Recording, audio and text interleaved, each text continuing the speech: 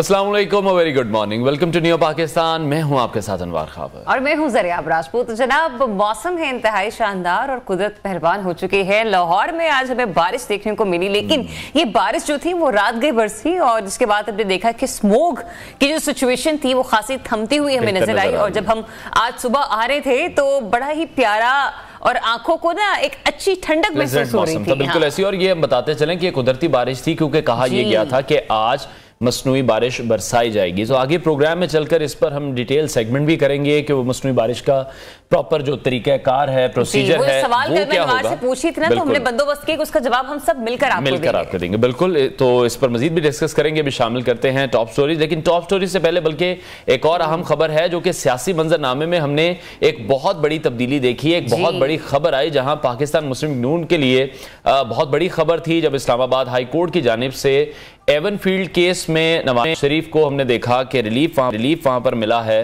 और ये पाकिस्तान मुस्लिम लीग नून इस खबर को काफी एंजॉय करती दिखाई दे रही है और बार बार वो यही बात करें कि तमाम बोगस केसेस थे जो कि मुस्लिम लीग नून के कायद नवाज शरीफ पर बनाए गए थे। और अब यही कहा जा रहा है कि वजीर आजम बनने की जो उनकी राह में रुकावट थी सबसे बड़ी, जिसे कहा जा रहा था, वो अब हल होती दिखाई मुझे लगता है वज़ीर आज़म बनने के लिए जो उनके राह में स्मोक थी ना वो भी अब छट गई है। और उनके लिए भी जो सियासत का माहौल है और जो सियासत का मौसम है वो खासा प्लेजेंट हो गया है, जिसे पाकिस्तान मुस्लिम लीग नून इंतहाई इंजॉय करते हुए हमें गुज़िश्ता रोज नजर आई है। जबकि तज्जिया कानून की बात सुनी जाए या फिर उनके मुखालिफिन के हवाले से बात की जाए तो कोई कह रहा है कि प्रोसिक्यूशन खासी कमजोर थी, कोई ये कह रहा है कि जवाबात तो मियां नवाज शरीफ और उनके अहले खाना ने जमा करवाने थे, लेकिन अनफॉर्चुनेटली वो ऐसा करने में हमें नाकाम दिखाई दी। ये सारा मामला क्या है इस पर भी प्रोग्राम में आगे चलकर बात करेंगे, लेकिन अभी टॉप स्टोरी शामिल कर लेते हैं। रास्ते साफ, सूरत हाल आइडियल, नवाज शरीफ को बड़ा रिलीफ मिल गया। सऊदी अरब, यूएई और कुवैत ने पाकिस्तान का हाथ थाम लिया। मसनूई बारिश के शोर और स्मोक के जोर में कुदरत मेहरबान। ऑनलाइन तहाइफ की मार्केट से घर बैठे खवातीन रोजगार कमाने लगी। एयर इंडिया पानी पानी और एनाकोंडा को काबू करने वाला रियल टार्जन। मौसम की बात कर लेते हैं, जहां हम देख रहे हैं कि सुबह पंजाब के दारुल हुकूमत लाहौर को स्मोग ने अपनी लपेट में ले रखा है। बारिश हुई है, उससे कुछ बेहतरी भी इस वक्त नजर आ रही है। और नवंबर के वस्त में हमने देखा कि निगरान पंजाब हुकूमत ने स्मोग की रोकथाम को मद्देनजर रखते हुए आजकल के जो दिन चल रहे हैं उन्हीं दिनों में ये प्लान किया जा रहा था क्या जो मसनूई बारिश है उसको बरसाया जाएगा, उस पर फैसला लिया गया था और काम भी किया जा रहा था। और इस हवाले से निगरान सूबाई वजीर माहौलियात बिलाल अफजल की जेर सदारत स्मोक के तदारक के लिए इजलास भी हुआ था। और इस इजलास में 27 नवंबर से 30 नवंबर तक की जो डेट थी उसको मसनूई बारिश के लिए मौजू करार दिया गया था। और खबरें ये गर्दिश कर रही थी कि 29 नवंबर को मसनूई बारिश करवाई जाएगी, लेकिन ऐसा नहीं हो सका था। जो वर्किंग है वो जारी है। और बिल्कुल अभी हमने देखा है कि ये भी कोशिश की जा रही है कि बारिश मसनूई तौर पर जरूर की जाए, लेकिन जब अल्लाह ताला प्लान कर लेते हैं तो सबके प्लान फेल हो जाते हैं। और आज हमने देखा कि लाहौर में खासी बारिश भी हमें नजर आई, लेकिन ये सिर्फ लाहौर की सूरत हाल नहीं है। अगर इसके गिरदोनवा के हम मामला देखें, शेखुपुरा वाला इलाका भी देखें जो कि लाहौर से मुत्तसिल है, वहां पर भी हम देखते हैं कि सूरत हाल जो है वो स्मॉगी और फॉगी कुछ नजर आती है। लेकिन कोशिश यही होगी, दुआ ये होगी कि जरा बारिश खुलकर बरसाई जाए और खुलकर हो, ताकि ये जो मौसमी इस वक्त बीमारियां हैं उनसे आप लोगों की और हमारी मिलकर जान छूटे। लेकिन इस वक्त जो सूरत हाल हम देख रहे हैं लाहौर में, आज 2 से दोपहर 5 बजे के दरमियान बारिश कहीं हल्की फुल्की होती रहेगी, तेज बारिश का बहरहाल कोई इम्कान नहीं है। लेकिन चंद सवालात आपके और हमारे जहनों में है कि मसनूई बारिश आखिर होगी कैसे, उसके लिए मौसम का कितना साजगार होना जरूरी है। सोशल मीडिया पर तरह तरह की हम बातें सुन रहे हैं कि पता नहीं केमिकल हम लोगों पर फेंक दिया जाएगा, उसके अलग से नुकसानात होंगे। तो जो एक्सपर्ट्स हैं वो इस हवाले से उनकी क्या ओपिनियन है, जो इस तमाम मामले पर नजर चीफ मेट्रोलॉजिस्ट मोहम्मद असलम साहब ने हमें स्टूडियोज में ज्वाइन किया है, उनसे इस हवाले से मजीद बात करेंगे। चौधरी साहब, बहुत शुक्रिया आपके वक्त के लिए। सबसे पहले तो यही हम चाहेंगे कि कॉन्सेप्ट थोड़ा सा क्लियर किया जाए कि आखिर में मसनूई बारिश है क्या, कैसे होती है, और जो डिफरेंट किस्म के हम थ्योरीज देख रहे हैं सोशल मीडिया पर, लोग अपनी तरफ से कुछ वजाहतें पेश करने लग जाते हैं, एक्सपर्ट्स बन जाते हैं और लोगों को डरा देते हैं कि हम पर कोई केमिकल बरसा दिया जाएगा। आखिर में तमाम प्रोसेस है क्या? जी बिल्कुल, अभी ये मैं क्लियर कर दूं। पहले ये मैं बताऊं कि महकमा मौसमियात ने 2000 और 2001 में जो एक्सपेरिमेंट्स किए थे जी, उसमें पाक आर्मी के साथ मिलकर उनके प्लेन्स होते थे और महकमा मौसमियात की एक्सपर्टीज़ और जो भी था वो जाते थे, और उस वक्त खुश्क साली थी, उसकी वजह से ये किया गया था। इसका मैं मैकेनिज्म थोड़ा सा बता दूँ आपको। पूरी दुनिया में या तो ये खुश्क साली के लिए इस्तेमाल होते हैं जिसको ड्राउट कहते हैं, या जैसे हमारे ये डिजास्टर जो अभी चल रहा है, स्मोक या फॉग, इसको ख़त्म करने के लिए मसनूई बारिश या उसको मौसमियात की ज़बान में क्लाउड सीडिंग कहा जाता है। तो ये होती ये है कि इनके लिए भी एक बेसिक जो कंडीशन है कि क्लाउड्स का, नेचुरल क्लाउड्स का होना ज़रूरी है। क्लाउड्स की कोई 10 अक़साम होती हैं। अच्छा। तो इनमें से जो लो क्लाउड्स होते हैं उनका होना बहुत जरूरी है। लोअर क्लाउड्स जो हैं जी, लोअर क्लाउड्स, उसकी बेस होती है 4000 6000 फीट और हाइट होगी मैक्सिमम कोई 12 से 15000 फीट के दरमियान। ठीक है। और ये कोई, अगर मैं पूरे स्काई को 8 हिस्सों में तकसीम करूं तो कम से कम 4 हिस्से आपके पास क्लाउड होना चाहिए, 3 से 4, और इनका टेम्परेचर होना चाहिए -5 डिग्री से -21 डिग्री सेंटीग्रेड के दरमियान, और -5 डिग्री यानी सेंटीग्रेड यानी बेस का होगा और टॉप का होगा -21 डिग्री सेंटीग्रेड, इसके दरमियान होना चाहिए। और फिर महकमा मौसमियात मॉनिटर करेगा इनको कि कौन से क्लाउड्स हैं, कौन सी काइंड है और किस तरफ इनकी मूवमेंट है, ह्यूमिडिटी कितनी है, ये सारा देख के प्लान करेगा और थ्रू प्लेन्स इन पे जाया जाएगा, क्लाउड्स पे, उन पे जाकर स्प्रे किया जाएगा। आजकल जो हम करेंगे वो होगा सिल्वर आयोडाइड, तो उससे स्प्रे करेगा। तो उसका बुनियादी मकसद होता है कि हमने ड्रॉपलेट्स को हैवी बनाना है, तो जैसे ही तो अल्टीमेटली वो जमीन पे गिरेंगे, तो ये एक प्रोसीजर होता है इसका जो मसनूई बारिश में। और ये सेफ है, बताइएगा कि ये, हाँ, एक तो ये भी कि ये सेफ है, किस किस्म का इसमें केमिकल यूज होता है, और दूसरा कि मसनूई बारिश जब हम करते हैं उसका दौरान ये क्या रहता है, क्योंकि कुदरती बारिश तो हम देखते हैं 4-4 5-5 घंटे पूरा दिन भी होती रहती है, इसके लिए कितना कैपेसिटी होती है उस केमिकल में कि इतने से इतने घंटे का दौरान ये रहता है और कितने मिलीमीटर जो है वो बारिश हो जाती है? देखिए, अभी जो हमने केमिकल इस्तेमाल करेंगे, अभी जो वो होगा सिल्वर आयोडाइड जी, ठीक है जी। और जब स्प्रे करेंगे हम, जिसको मसनूई बारिश कहेंगे, क्लाउड्स के ऊपर जाके, तो ये जब करते हैं मसनूई बारिश, तो ये आधे घंटे से लेके 1 घंटे के दौरान जो है बारिश बरसेगी, और ये इसमें इतनी हैवी रेन के चांसेस बहुत कम होते हैं। ये लाइट टू मीडियम अमूमन जो रेन होती है वो ये बरसती है, और इसमें बारिश फिर डिपेंड करेगा उस क्लाउड्स पे जिस पे हमने सीडिंग की है, कितने मिलीमीटर तक बारिश होगी, ये उस पर डिपेंड करेगा कितनी हो सकती है, इसमें कितनी कैपेसिटी है। तो ये फिर मॉनिटरिंग होगी थ्रू सैटेलाइट या रडार्स, महकमा मौसमियात, या इनके जो ऑब्जर्वेटरीज हैं सरफेस, उन पे हम देखेंगे कितनी ये हुई है और किस साइड पे हुई है जाके। ठीक है। अच्छा, एक डेट हमने देखा था कि अनाउंस की गई थी कि 27 से 30 नवंबर तक ये सारा प्रोसेस कंप्लीट होगा, वो क्यों डिले हो गया? मौसम उस हवाले से मौजू नहीं था, कोई सहूलियात की अभी कमी है? क्योंकि अगर हम 20 से 22 साल पहले एक काम कर चुके हैं तो इसका मतलब, और वो सक्सेसफुल भी रहा, तो शायद उसके लिए हमें कोई इतने इश्यूज नहीं आने चाहिए।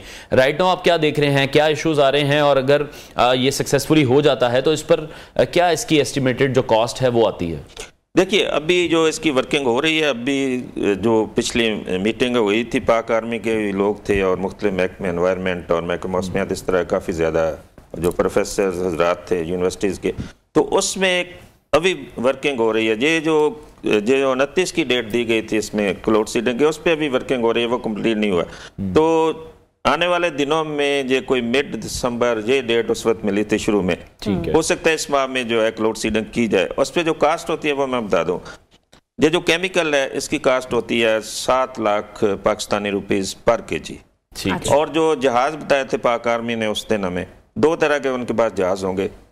एक जहाज उन्होंने बताया था कोई $2500 पर आवर उसका खर्चा होगा, और एक दूसरी काइंड उसने बताई थी कि उसमें होगा $6500 पर आवर। तो ये इस तरह की एस्टिमेशन थी। और सर, कितनी केजी की क्वांटिटी में आप समझते हैं कि ये इस केमिकल को यूज किया जाएगा तो थोड़ा इफेक्टिव रहेगा?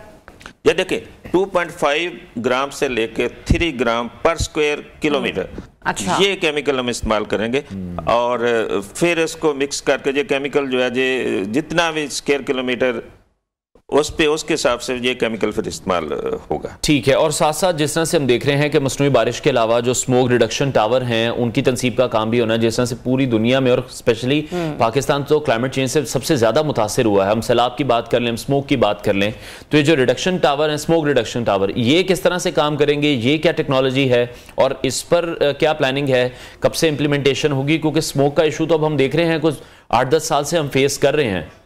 जी बिल्कुल, ये विजिबल हुई थी जो स्मोक है 2016 से ज़्यादा ये विजिबल हुई है, पहले थोड़ी होती थी। तो इसमें जो टावर्स की आपने बात की, स्मोक टावर्स, ये चाइना में ये टेक्नोलॉजी बड़ी इस्तेमाल कर रहे हैं वो, स्पेशली बीजिंग में।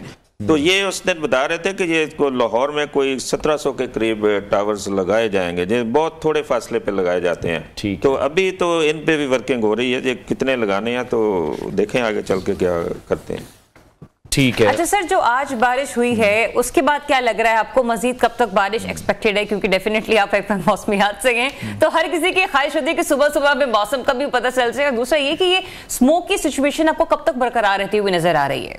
देखिए, स्मोक की सिचुएशन पहले मैं बताता हूँ, ये ज्यादा इस वक्त इसलिए हुई है कि अमूमन जो मानसून होता है वो सितंबर में, मिड सितंबर ऑलमोस्ट, या फर्स्ट वीक ऑफ सितंबर में खत्म होता है। इस वक्त जो प्रोलॉन्ग कर गया जो मानसून था, तो उसकी वजह से नमी छोड़ गया, काफ़ी देर जो मुल्क रहती है नमी, तो इस वक्त नमी इस साल ज़्यादा थी, मानसून के बाद लंबा मानसून था।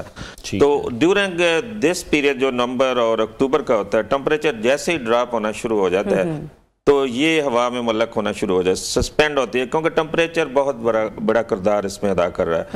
क्योंकि अगर टेम्परेचर इसी मौसम में ज़्यादा हो तो ये हमें नज़र नहीं आएगी। गर्मियों में जो पोल्यूशन होती है वो इससे भी ज़्यादा होती है, जब थ्रेशिंग वगैरह जो गंदम की करते हैं उस वक्त टेम्परेचर ज़्यादा होता है तो हमें नज़र नहीं आती। इस वक्त जैसे टेम्परेचर ये कोई चीज़ ऊपर जाती है, ट्रैप हो जाती है, सस्पेंड हो जाती है, और वेदर इसमें बहुत किरदार अदा कर रहा होता है। उस वक्त हाई प्रेशर एरिया होता है, वो इसको जाने डिस्पर्स नहीं होने, नेचुरल एक कानून है कुदरत का, जैसे कोई जो ज़मीन है कोई चीज़ एमिट करती है ऊपर जाकर डिस्पर्स होती है, लेकिन जो टेम्परेचर और जो वेदर है हाई प्रेशर एरिया इसमें होता है वो इसको डिस्पर्स नहीं होने देती।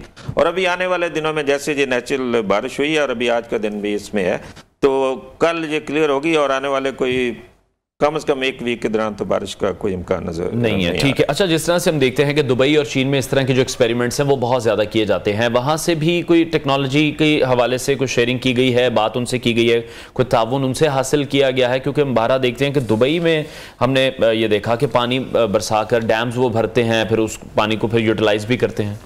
देखिए, अभी चाइना के साथ गवर्नमेंट ऑफ पंजाब ने वो भी बात कर रही है, उनके साथ तो उनका सिलसिला चल रहा है, और एक कजाकिस्तान के साथ अलमाता में उन्होंने एक सिस्टम लगाया हुआ है, तो उसके साथ भी ये पाकिस्तानी कुछ लोग महंगे मौसमियात भी उनमें शामिल है, तो ये भी वहाँ पे जाके उनका देखेंगे क्या मैकेनिज्म है। तो ये सारी अभी चल रही है, लेकिन लॉन्ग टर्म जो होगी, जैसे ये मौसमी बारिश है, अगर ये सिलसिला बना लेते हैं तो फिर ये लॉन्ग टर्म होगी, किसी कोई खुश्क साली के लिए या स्मोक के लिए फॉरएवर ये किसी भी यूज कर सकेंगे आने वाले सालों के दौरान। अच्छा सर, इसमें मुझे थोड़ा सा ये भी बताएगा, जैसे आज तो बारिश हो गई और हमने देखा कि स्मॉग छट गई, कल फिर दोबारा से यही सब कुछ शुरू हो जाएगा। और दूसरा ये कि लोगों के ज़हनों में एक सवाल है कि जब नवंबर आता था तो हम लोग रज़ाइयाँ निकाल लिया करते थे, कंबल निकाल लिया करते थे, ये कैसे नवंबर है कि ठंड उस तरह से पड़ ही नहीं रही है, और एक क्वेश्चन मार्क है कि क्या वाकई ठंड खत्म हो गई है या आने वाले महीनों में ठंड होगी? इसमें महकमा मौसमियात ने जब रिसर्च की है तो अब क्लाइमेट चेंज के पॉइंट ऑफ व्यू से अगर आप देखें तो किन महीनों में अब मौसम जरा ज्यादा मजीद ठंडा हो जाया करेगा? देखिए, पहले तो मैं बताऊं, जैसे आज जो लेवल है थोड़ा कम हो गया है बारिश की वजह से, क्योंकि जितनी पोल्यूशन होती है वो जमीन पे आ गिरती है, ऊपर से जो भी बरसेगा। तो आने वाले दिनों में जैसे मैंने कहा बारिश का फिर कोई चांस नहीं है, लेकिन ये जो लेवल आज कम हुआ है, अगर हम इसका सोर्स खत्म करेंगे, जमीन से जो चीज़ आप पोल्यूटेड एटमॉस्फेयर में भेजेंगे वो पोल्यूटेड हो जाएगी एटमॉस्फेयर, ठीक है, तो उसको बंद करना होगा। और लकीली तो स्टबल बर्निंग है जिसमें राइस की ज्यादा होती है हमारे और इंडियन पंजाब में जी, इनमें ज्यादा कंट्रीब्यूशन इसका भी होता है, ठीक है, तो ये ऑलमोस्ट खत्म हो रही है। वो जो फसल है वो काटी जा रही है, खत्म होने वाली है, तो इसमें अभी कमी होगी आने वाले दिनों में। और आपने कहा क्लाइमेट चेंज का कब जो बारिश हो रही है, अभी जो महकमा मौसमियात ने प्रेडिक्शन किया नेक्स्ट 3 माह की बारिश और टेम्परेचर की, उसमें यह कहा गया जो नॉर्मल से टेम्परेचर होंगे थोड़े ज्यादा होंगे, यानी इस मत पर जो सर्दी पड़ेगी वो कम होगी। मैं अभी आपको अगर कंपैरिजन करके बताऊं, लाहौर का पिछले साल इसी दिन का टेम्परेचर था 10 डिग्री सेंटीग्रेड, आज जो है वो 13 डिग्री सेंटीग्रेड है। इस तरह मुख्तलिफ शहरों का सभी का ज़्यादा है। तो अभी इस मतलब जो है ठंड पिछले सालों के निस्बत थोड़ी कम पड़ने का इम्कान है। और बारिशें जरा ज्यादा तो नहीं कि सर दिसंबर जनवरी में लोगों शादियों का सीजन, लोग बड़े कंफ्यूज से नजर आ रहे हैं, आउटडोर इवेंट रखें या ना रखें। देखिए, इसमें जो 3 माह की प्रेडिक्शन की है महकमा मौसमियात ने, नवंबर दिसंबर जनवरी, अभी हर माह में वो अगले नेक्स्ट 1 माह और ऐड कर देते हैं। तो उसमें जो उन्होंने कहा कि स्लाइटली अब नॉर्मल बारिशें होंगी, लेकिन इन माह में बारिशें भी कम होती हैं, नॉर्मल बहुत कम होते हैं। ये हमारे ये जो है जो विंटर की रेन है वो जनवरी शुरू होती है, जनवरी से मार्च तक, उसमें ज़्यादा होती हैं। तो इसमें बारिशें भी कम होती हैं, लेकिन स्लाइटली अबव नॉर्मल ये प्रेडिक्शन है आने वाले जो 3 माह जनवरी तक। ठीक है, बहुत शुक्रिया चीफ मेट्रोलॉजिस्ट चौधरी मोहम्मद असलम हमारे साथ इन कॉन्वर्सेशन थे, और जो प्रॉपर एक मंजरनामा था वो हमने देख लिया है कि किस तरह से ये बारिश बरसाई जाएगी, किस तरह से इस पर काम किया जाएगा, इसकी कॉस्ट क्या होगी और किस तरह से ये तमाम तर प्रोसीजर को कंप्लीट किया जाएगा। इस पर हम ब्रेक के बाद मजीद भी बात करेंगे। ब्रेक लेते हैं, फिर आपको ज्वाइन करें। Stay tuned new Pakistan.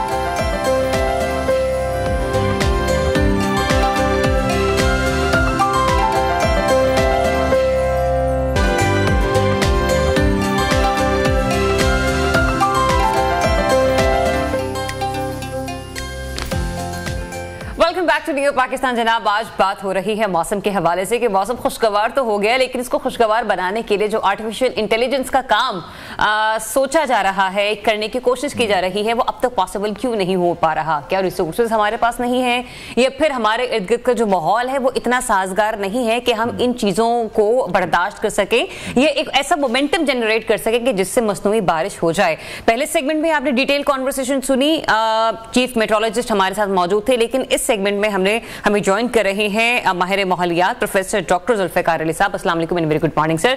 Doctor साहब, ये बारिश क्यों नहीं हो रही मसनूई? बड़ी कोशिश की गई कि इस तारीख को हो जाए, उस तारीख को हो जाए, हमें बादल साजगार नहीं मिले, हमें माहौल साजगार नहीं मिला, या फिर हमें इंफ्रास्ट्रक्चर साजगार नहीं मिल रहा। इशू कहां पर आ रहा है? नहीं, ये इतना आसान भी नहीं है कि ये इमीडिएटली ये सारा प्रोसेस वो कंप्लीट कर लेंगे। तो फिर ऐलानात क्यों हो जाते हैं कि इस डेट को हो जाएगी, उस डेट को हो जाएगी?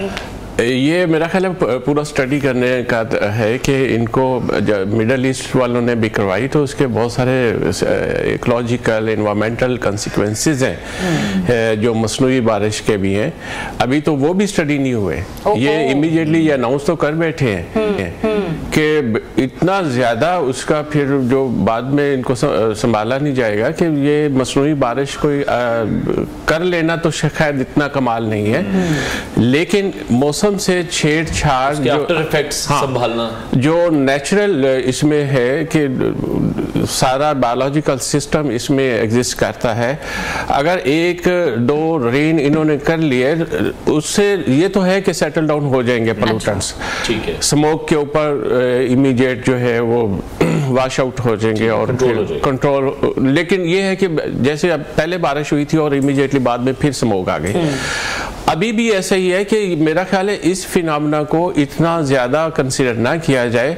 इंस्टेड ये जो लाहौर का 100 किलोमीटर का स्फीयर है ना, जिसमें क्रॉप बर्निंग बहुत ज़्यादा हुई है, क्रॉप बर्निंग केसेस इंडिया में भी, और इस साल पिछले साल की निस्बत बहुत ज़्यादा केसेस रिकॉर्ड किए गए हैं। अभी मैंने नासा की एक पिक्चर आपको मैं शो करता हूँ जिसमें इमीडिएट लाहौर सराउंडिंग में नहीं है, लेकिन जो पिंडी भटियाँ और इस तरफ कसूर साइड उस सराउंडिंग में अगर ये 100 किलोमीटर का क्रॉप बर्निंग का कंट्रोल कर ले और इंडस्ट्रियल जो धुआं है उसको कंट्रोल कर ले, व्हीकलर पोल्यूशन को कर ले, तो मेरा ख्याल है कि वो ज़्यादा इफेक्टिव मेजर्स हैं आर्टिफिशियल रेन की वजह। आर्टिफिशियल रेन अगर ये सक्सेस कॉन्सिक्वेंसेस क्या हो सकते हैं?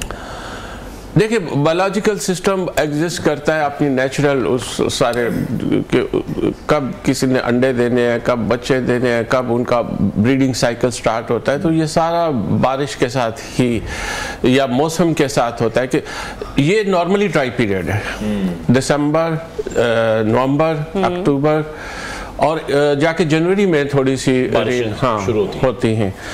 तो इस ड्राई पीरियड में अगर आर्टिफिशियल रेन लेके आएंगे तो बायोलॉजिकल सिस्टम या इकोलॉजिकल जो सिस्टम है वो डिस्टर्ब होगा, और इनको समझ नहीं आएगी कि उसके कंसिक्वेंसेस और हैं, कुछ और चीज़ें प्रिवेल होना शुरू हो जाएंगी। हमने डेंगू को इन्वेट कर लिया ना, बिल्कुल पहले नहीं होता था। तो इस तरह से बाकी जो चीजें होंगी पहले ये स्टडी कर लें, मेरा ख्याल है बाद में ये अनाउंसमेंट करें और इसको सक्सेसफुल करें, या एक्सपेरिमेंट कर लें कि इससे वाकई इतना इफेक्ट होता है कि ये जो या फिर वक्ती तौर पर कोई फायदा मिलेगा। असल में तो प्रॉब्लम ये है ना कि ये थर्मल इन्वर्शन जो है इसको ब्रेक नहीं कर सकते। इस अम्ब्रेला के अंदर सारे पोल्यूटेंट्स रहने हैं। एक आध बारिश से इसमें फर्क नहीं पड़ना, क्योंकि इमीडिएटली आपके बॉर्डर के साथ उधर जो पोल्यूटेंट्स अक्यूमुलेट हो चुके हैं, ये पूरी एक अम्ब्रेला है। टू पंजाब वन इशू, हमने इसके ऊपर बात भी की, एक बहुत बड़ी कॉन्फ्रेंस भी की कि इस स्मोक को कैसे टैकल किया जाए। दोनों पंजाब का, मतलब इंडियन और पाकिस्तानी पंजाब का सेम इशू है, दोनों को मिल के एक्शन लेना है। अगर हम इन क्रॉप बर्निंग को, इन चीज़ों को रोक सकते हैं तो मेरा ख्याल है वो इफेक्टिव मेजर्स। अच्छा सर, अभी आपने कहा है कि इन्हें पहले एक्सपेरिमेंट करना होगा, तो उसके लिए आपको मौजू और साजगार एरिया कौन सा लगता है कि यहाँ पर जाके एक्सपेरिमेंट किया जा सकता है, इतने तजुर्बे के बाद हम लोग किसी न किसी नतीजे पे पहुंच भी जाएंगे। और दूसरा ये वो जो आपने कहा ना कि बायोलॉजिकल इफेक्ट्स इसके बहुत ज्यादा आएंगे, तो जो 30 से 40 करोड़ रुपया मसनूई बारिश बरसाने पर लगना है, आपको नहीं लगता कि कोई एक ऐसी कैंपेन शुरू होनी चाहिए जिसमें हम देखें ज्यादा से ज्यादा हम दरख्त लगाएं, बजाय इसके कि हम मसनूई बारिशों पर या आर्टिफिशियल इंटेलिजेंस पे इन्हिसार करना शुरू करें? ये तो बहुत अच्छी तजवीज़ है। अगर ये डेसिडुअस फॉरेस्ट जो है, जो पतझड़ के जो हमारे नेटिव ट्रीज हैं, इन्होंने क्या किया है कि PHA ने almost 65% flora, natural flora Lahore का चेंज करती है। बाहर से कि ये खूबसूरत पौधे हैं और ये अच्छे लगते हैं, उसके बजाय अगर बेरी हो, ये टाली हो, पीपल हो, और फिर ऐसे तमाम दरख्त, क्योंकि आप देखें कि पत्ते के नीचे स्टोमेटा होते हैं, वो सांस लेते हैं उस स्टोमेटा से, उसमें पोल्यूटेंट्स भी ट्रैप होते हैं, और ये पतझड़ में जैसे ही पत्ते गिर जाते हैं वो आप पोल्यूटेंट्स को साथ ले जाते हैं। तो मैक्सिमम ये पौधे, दरख्त, जंगलात जो नेटिव काटे गए हैं उनको प्रमोट करें। तो ये ग्रेजुअली ये कटाई के अमल को भी रोके, मजीद दरख्त भी लगाएं, क्योंकि परमानेंट हल तो यही है। जिस तरह से हम देख रहे हैं कि एक आर्टिफिशियल रेन की बात की जा रही है, स्मोक रिडक्शन टावर्स की बात की जा रही है, वो स्मोक रिडक्शन टावर्स किस तरह से काम करेंगे? वो कहा जा रहा है कि 1700 के करीब शायद लाहौर में लगाए जाएंगे, बड़े कम फासले पर। ये सोल्यूशन बीजिंग में हुआ था और ये काफी हद तक ये भी इफेक्टिव है कि सक कर लिया जाए, ठीक है, और हाँ, और फ्रेश एयर को, क्लीन एयर को एनवायरनमेंट में वापस छोड़ा जाए। जो हमारे माशी हालात हैं उसके बाद अगर हम इस तरह की टेक्नोलॉजी को सोचते हैं तो वो थोड़ा सा उसमें भी हमें फिर शुकूक शुबहात पैदा हो जाते हैं। नहीं, वो तो 1 साल ही चलेंगे और फिर वो बहुत ज्यादा पैसा चाहिए, उसकी मेंटेनेंस है, हर चीज उसकी मेंटेनेंस भी, मेंटेन भी नहीं होंगे। लेकिन उससे बेहतर है कि लंदन स्मोक आई 1950s के अंदर, उन्होंने क्या किया कि सारी इंडस्ट्री जो है लंदन से क्या यूके से रिमूव करते। मैसी फर्गूसन यूके का ट्रैक्टर है, कहाँ बनता है, प्रॉफिट सारा उनको जाता है, लेकिन उन्होंने ऐसी तमाम फैक्ट्री जो धुआं देने वाली हैं उसको इमीडिएटली लाहौर और उसकी सराउंडिंग से निकाल दिया जाए। ठीक है। और व्हीकलर ये थोड़ी स्ट्रिक्टनेस ले जाए कि बिल्कुल धुआं देने वाली गाड़ी को जीरो अलाउ नहीं होनी चाहिए। Zero tolerance. लेकिन जो ईंटों के भट्टे हैं वो तो शहरों के अंदर मौजूद हैं। ईंटों के भट्टे भी अगर जैसे मैं कह रहा हूँ कि अगर 100 किलोमीटर से बाहर चले जाए थोड़ी ईंट महंगी हो जाएगी, लेकिन उन जानों को जो खास तौर पे मरीज हैं, पेशेंट्स हैं, जो दमे के मरीज फौरी तौर पे या ट्यूबरकुलोसिस के बेचारे वो एक्सट्रीम कंडीशन पे पहुंच जाते हैं। अच्छा सर, हम लोग अभी तक ये तो देख रहे हैं कि स्मॉग की वजह से इंसान तो मुतासिर हो ही रहे हैं, आपकी एक्सपर्टीज क्या बताती है कि इससे जानवर भी खासी हद तक मुतासिर होते हैं, स्पेशली वो जो हमारे पेट हैं जो हमने घरों में रखे होते हैं, या फिर वो ऐसी चीजें जो जिनका शुमार हमारी गजाओं में होता है, मुर्गी हो गई, गाय हो गई और बकरी, इसके अलावा परिंदे तो खैर नवीद साहब हमारे प्रोड्यूसर कह रहे हैं, लेकिन मैं उनकी बात कर रही हूँ जिनको हम गजा के हैसियत से भी इस्तेमाल करते हैं। ये जानवर भी मुतासर हो रहे हैं, वाइल्ड लाइफ भी मुतासर हो रही है और पेट एनिमल भी हो रहे हैं। हमने अभी इमीडिएटली जो कसूर, शादारा और ये 4 डिस्ट्रिक्ट से वो एनिमल कलेक्ट किए जो बहुत ज़्यादा, हाउस क्रो है, माइना है, पैरट्स हैं, ये सारे कलेक्ट करके हमने इनकी टिश्यू एनालिसिस की है। अभी ये डॉक्टरेट अवार्ड हुई है गेती को, जो मेरी स्टूडेंट थी, अब वो कनाडा में, उसने पूरी एनालिसिस की है कि उसके हार्ट के ऊपर जो लेयर्स हैं फैट्स की, उसके लंग टिश्यूज़ में ब्लैक स्पॉट, यानी कि उसके टिश्यू एनालिसिस के बाद सेम जो सिचुएशन है, हम ह्यूमन पे एक्सपेरिमेंट तो नहीं कर सकते, सेम सिचुएशन एनिमल भी इफेक्ट हो रहे हैं। इसके अलावा हमने जू में ये जो है आलात लगाए कि वहाँ पे कंडीशन क्या है, पोल्यूटेंट्स कितने हैं, क्योंकि इनहेल तो वो इसी इन्वायरमेंट में कर रहे हैं, जू एनिमल हों या पेट एनिमल्स हों, सारे जो है वो मुतासरीन में हैं, जितनी भी लाइफ है। इवन पौधे भी मुतासर हो रहे हैं, लेकिन पौधों में नेचुरली ये है कि ख़ास तौर पे अगर एवरग्रीन आप वो ना लें ट्रीज, तो जो जिनके पत्ते झड़ जाते हैं ऑटम में, वो बेहतरीन है इस स्मोक से टैकल करने के लिए। ठीक है, और इंडिविजुअली फिर आपको क्या लगता है कि हम सब क्या कोशिश कर सकते हैं, हमारा क्या किरदार हो सकता है? जाहिर बात है जो भी व्हीकल्स हम इस्तेमाल करें, पहली जिम्मेदारी तो हमारी है कि हम उनकी मेंटेनेंस को ठीक रखें। हमारी अगर गाड़ियां हैं, बाइक्स हैं, उनमें से धुआं, लेकिन उसके बाद भी आप समझते हैं कोई ऐसा किरदार जो हम भी अदा कर सकते हैं इसको कम करने के लिए? मेरा ख्याल है हमें बेहतरीन जो लेसन मिलता है वो लंदन स्मोक से मिलता है कि उन्होंने किस तरह से क्लीन कर लिया कि जो है 15 WHO की लिमिट है PM 2.5 की माइक्रोग्राम पर क्यूबिक मीटर, उन्होंने उसको अचीव कर लिया है। हम इन्हीं छोटे छोटे मेजर से हम अचीव कर सकते हैं, ख़ास तौर पे ये एक बाउंड्री लगा लें और इंडिया के साथ इसका प्रॉपर यानी कि सेम इशू को रिजॉल्व करना है। क्रॉप्स चेंज कर ले, अगर राइस क्रॉप से ये प्रॉब्लम है और लाखों नहीं करोड़ों की तादाद में लोग मुतासरीन में हैं, तो हमें राइस इस एरिया से थोड़े निकाल लेने, क्योंकि किसानों का मसला हम नहीं रिजॉल्व कर सकते। वो इमीडिएटली आग लगाएंगे तो उनको फिर ज़मीन मिलेगी दोबारा काश के लिए। अच्छा, बस लास्टली मैं सिर्फ आपसे दोबारा एक सवाल क्लैरिटी के साथ पूछना चाह रही हूँ कि जो हमें डेट्स मिलती रहती हैं गवर्नमेंट्स की तरफ से, और आप ये कह रहे हैं कि अभी जो हालात हैं उसके अंदर रहते हुए मसनूई बारिश नहीं हो सकती, और कितने अरसे तक अगर माहौल ऐसी रहता है, सिचुएशन ऐसी रहती है, इंफ्रास्ट्रक्चर जो कि हम बात करें जो कि केमिकल्स यूज हो रहे हैं, आपको लगता है कि सिर्फ आगे भी अवाम उन ऐलानात को सिर्फ ऐलानात समझे, अभी ये एक्सपेक्ट मत करे कि हम यहाँ पर आर्टिफिशियल रेन को देखेंगे? मेरा ख्याल है कि ये एक्सपेरिमेंट पॉसिबल नहीं है, और आप सॉल्ट जब फेंकेंगे बादलों पे, क्लाउड सीडिंग करेंगे, वो इट्सेल्फ एक पोल्यूशन ऐड होगी, और एक्वेटिक जो इन्वायरमेंट है, इकोसिस्टम है, उसको आप बैलेंस को ख़राब करेंगे। और जैसे आपने डेंगू मॉस्किटो को मारने के लिए इंसेक्टिसाइड पेस्टिसाइड से सारे जुगनू ख़त्म कर दिए हैं, सारी बटरफ्लाइज ख़त्म कर दी हैं, बेशुमार आपने ऐसे इंसेक्ट्स जो हमारे लिए यूजफुल थे, हनी बीज खास तौर पे, तो ये ख़त्म हो गई हैं। नहीं तो नहर के किनारे के ऊपर हमारी जो एज ए ज़ूलॉजिस्ट कलेक्शन होती थी बटरफ्लाइज की, सारी हम लाहौर से कर लेते थे। अब कुछ भी नहीं मिलता, आपने अंधाधुंध पेस्टिसाइड, उसका बायोलॉजिकल कंट्रोल है डेंगू का भी जी, कि आप मछलियां छोड़ दें जहाँ जहाँ पानी आपको मिलता है, और वो बड़ा इफेक्टिव कंट्रोल है, बजाय इसके कि सड़कों घरों हर जगह के ऊपर वो जहर पाशी और वो करते रहे। इसी तरह से मैं नहीं समझता कि जब आप बादलों में वो सॉल्ट फेंकेंगे, पोटेशियम आयोडाइड, वो आएंगे तो नीचे ही ना, और हमारे एक्वेटिक इकोसिस्टम को खराब करेंगे। ठीक है जी, ठीक है, बहुत शुक्रिया। माहिर माहौलियात प्रोफेसर डॉक्टर ज़ुल्फ़िकार अली हमारे साथ इन कॉन्वर्सेशन थे। ब्रेक लेते हैं नाज़रीन, ब्रेक के बाद हम बात करेंगे, डॉक्टर साहब हमारे साथ मौजूद होंगे, पल्मोनोलॉजिस्ट, और इन चीज़ों को हम डिस्कस करेंगे कि किस तरह से ये स्मोक हमारी सेहत पर भी असरअंदाज हो रही है। स्टे ट्यून्ड हो पाकिस्तान।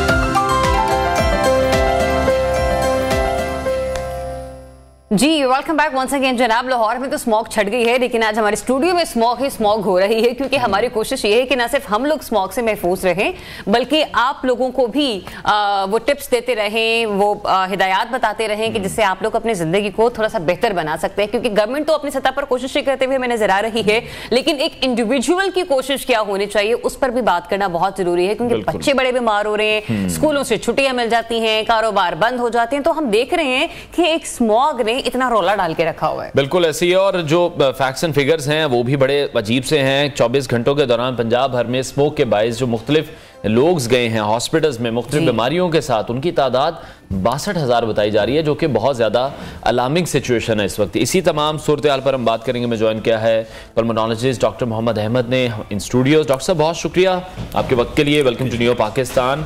हम पहला ही हमारा जो हेल्थ सिस्टम है बहुत ज़्यादा कॉम्प्रोमाइज्ड है, फिर हम देखते हैं कि मौसमियाती तब्दीलियों की वजह से, या फिर जब कोविड आया उसके बाद डेंगी उससे पहले हमने देखा, तो हमारा हेल्थ सिस्टम बहुत ज़्यादा पहले ही बर्डन का शिकार है। जब इस तरह की कोई आफत आ जाती है फिर हम लोग मज़ीद तंग हो जाते हैं। हॉस्पिटल्स में बहुत ज़्यादा रश बढ़ रहा है। आप क्या देख रहे हैं? स्मोक अब एक मौसम का हिस्सा बन चुका है, कब तक इससे जान छूटेगी, और अगर नहीं जान छूट रही है तो फिर हमने कैसे बचना? आप ये कहना चाह रहे हैं सर्दी गर्मी बाहर खजान स्मॉग? बिल्कुल ऐसे ही है, क्योंकि एक लीडर थे उन्होंने कहा था पाकिस्तान में मौसमों की तादाद, उन्होंने गलत कोट कर दी थी, तो मेरा ख्याल है वो सच साबित होती है, हमें दिखाई की कोशिश की जा रही है। और मेरा ख्याल है इसके अंदर डेंगी और मौसमियाती जो कोविड है वो भी साथ में शामिल रखे, तो ये चलता जा रहा है सिलसिला, और मुझे लगता है कि ये चलता रहेगा, क्योंकि कोई भी चीज़ है उसके लिए जब हम लॉन्ग टर्म स्टेप्स नहीं लेते, हम प्रॉब्लम को आता देखते हैं, प्रॉब्लम को डिटेक्ट करता देखते हैं, उसको सिस्टम का हिस्सा बना देते हैं और फिर नए प्रॉब्लम की तरफ चले जाते हैं। कोई भी स्टेप्स उस हवाले से जो उसको इरेडिकेट करें, ख़त्म करें, उस तरफ नहीं चीज़ें जाती। जब उस तरफ नहीं जाती तो वो हमारे सिस्टम का हिस्सा ही रह जाता है। तो इसी तरह स्मॉग है, स्मॉग एक एंटिटी है जिसने अपने आप को मनवा लिया है, बल्कि अच्छा खासा मनवा लिया, और बहुत सारे लोग इससे मुतासर हो रहे हैं। मेरा ख्याल है 62,000 तो शायद बहुत थोड़ी सी फिगर बताइए, जो रिपोर्टेड इवेंट है और जो रजिस्टर्ड है। ये कह लीजिए कि ये सरकारी आदाद-ओ-शुमार है, जो प्राइवेट हॉस्पिटल्स में लोग जा रहे हैं वो तो डेटा दे रहा ही नहीं है सामने। बहुत सारे, और मैं कहूँगा कि स्मॉग के साथ दो तरह के मसाइल हैं। नंबर 1, एक तो वो जिन लोगों को पहले से कोई मसाइल है, जैसे सांस का मसला है, एलर्जी है, स्मोकिंग की वजह से वो ट्रिगर करके चले जा रहे हैं। एंड नंबर 2, वो लोग जिनको प्राइमरीली कोई प्रॉब्लम नहीं है, लेकिन वो इसके इफेक्ट की वजह से, डायरेक्ट इरिटेशन की वजह से, आई सिम्टम्स हैं, आंखों में जलन है, जी। बहुत सारी छींकें, नज़ला, जुकाम, फ्लू, चेस्ट कंजेशन, कफ, फीवर, इतनी सारी हैं, लोग बस मुझे सांस नहीं आ रहा, I can not breathe.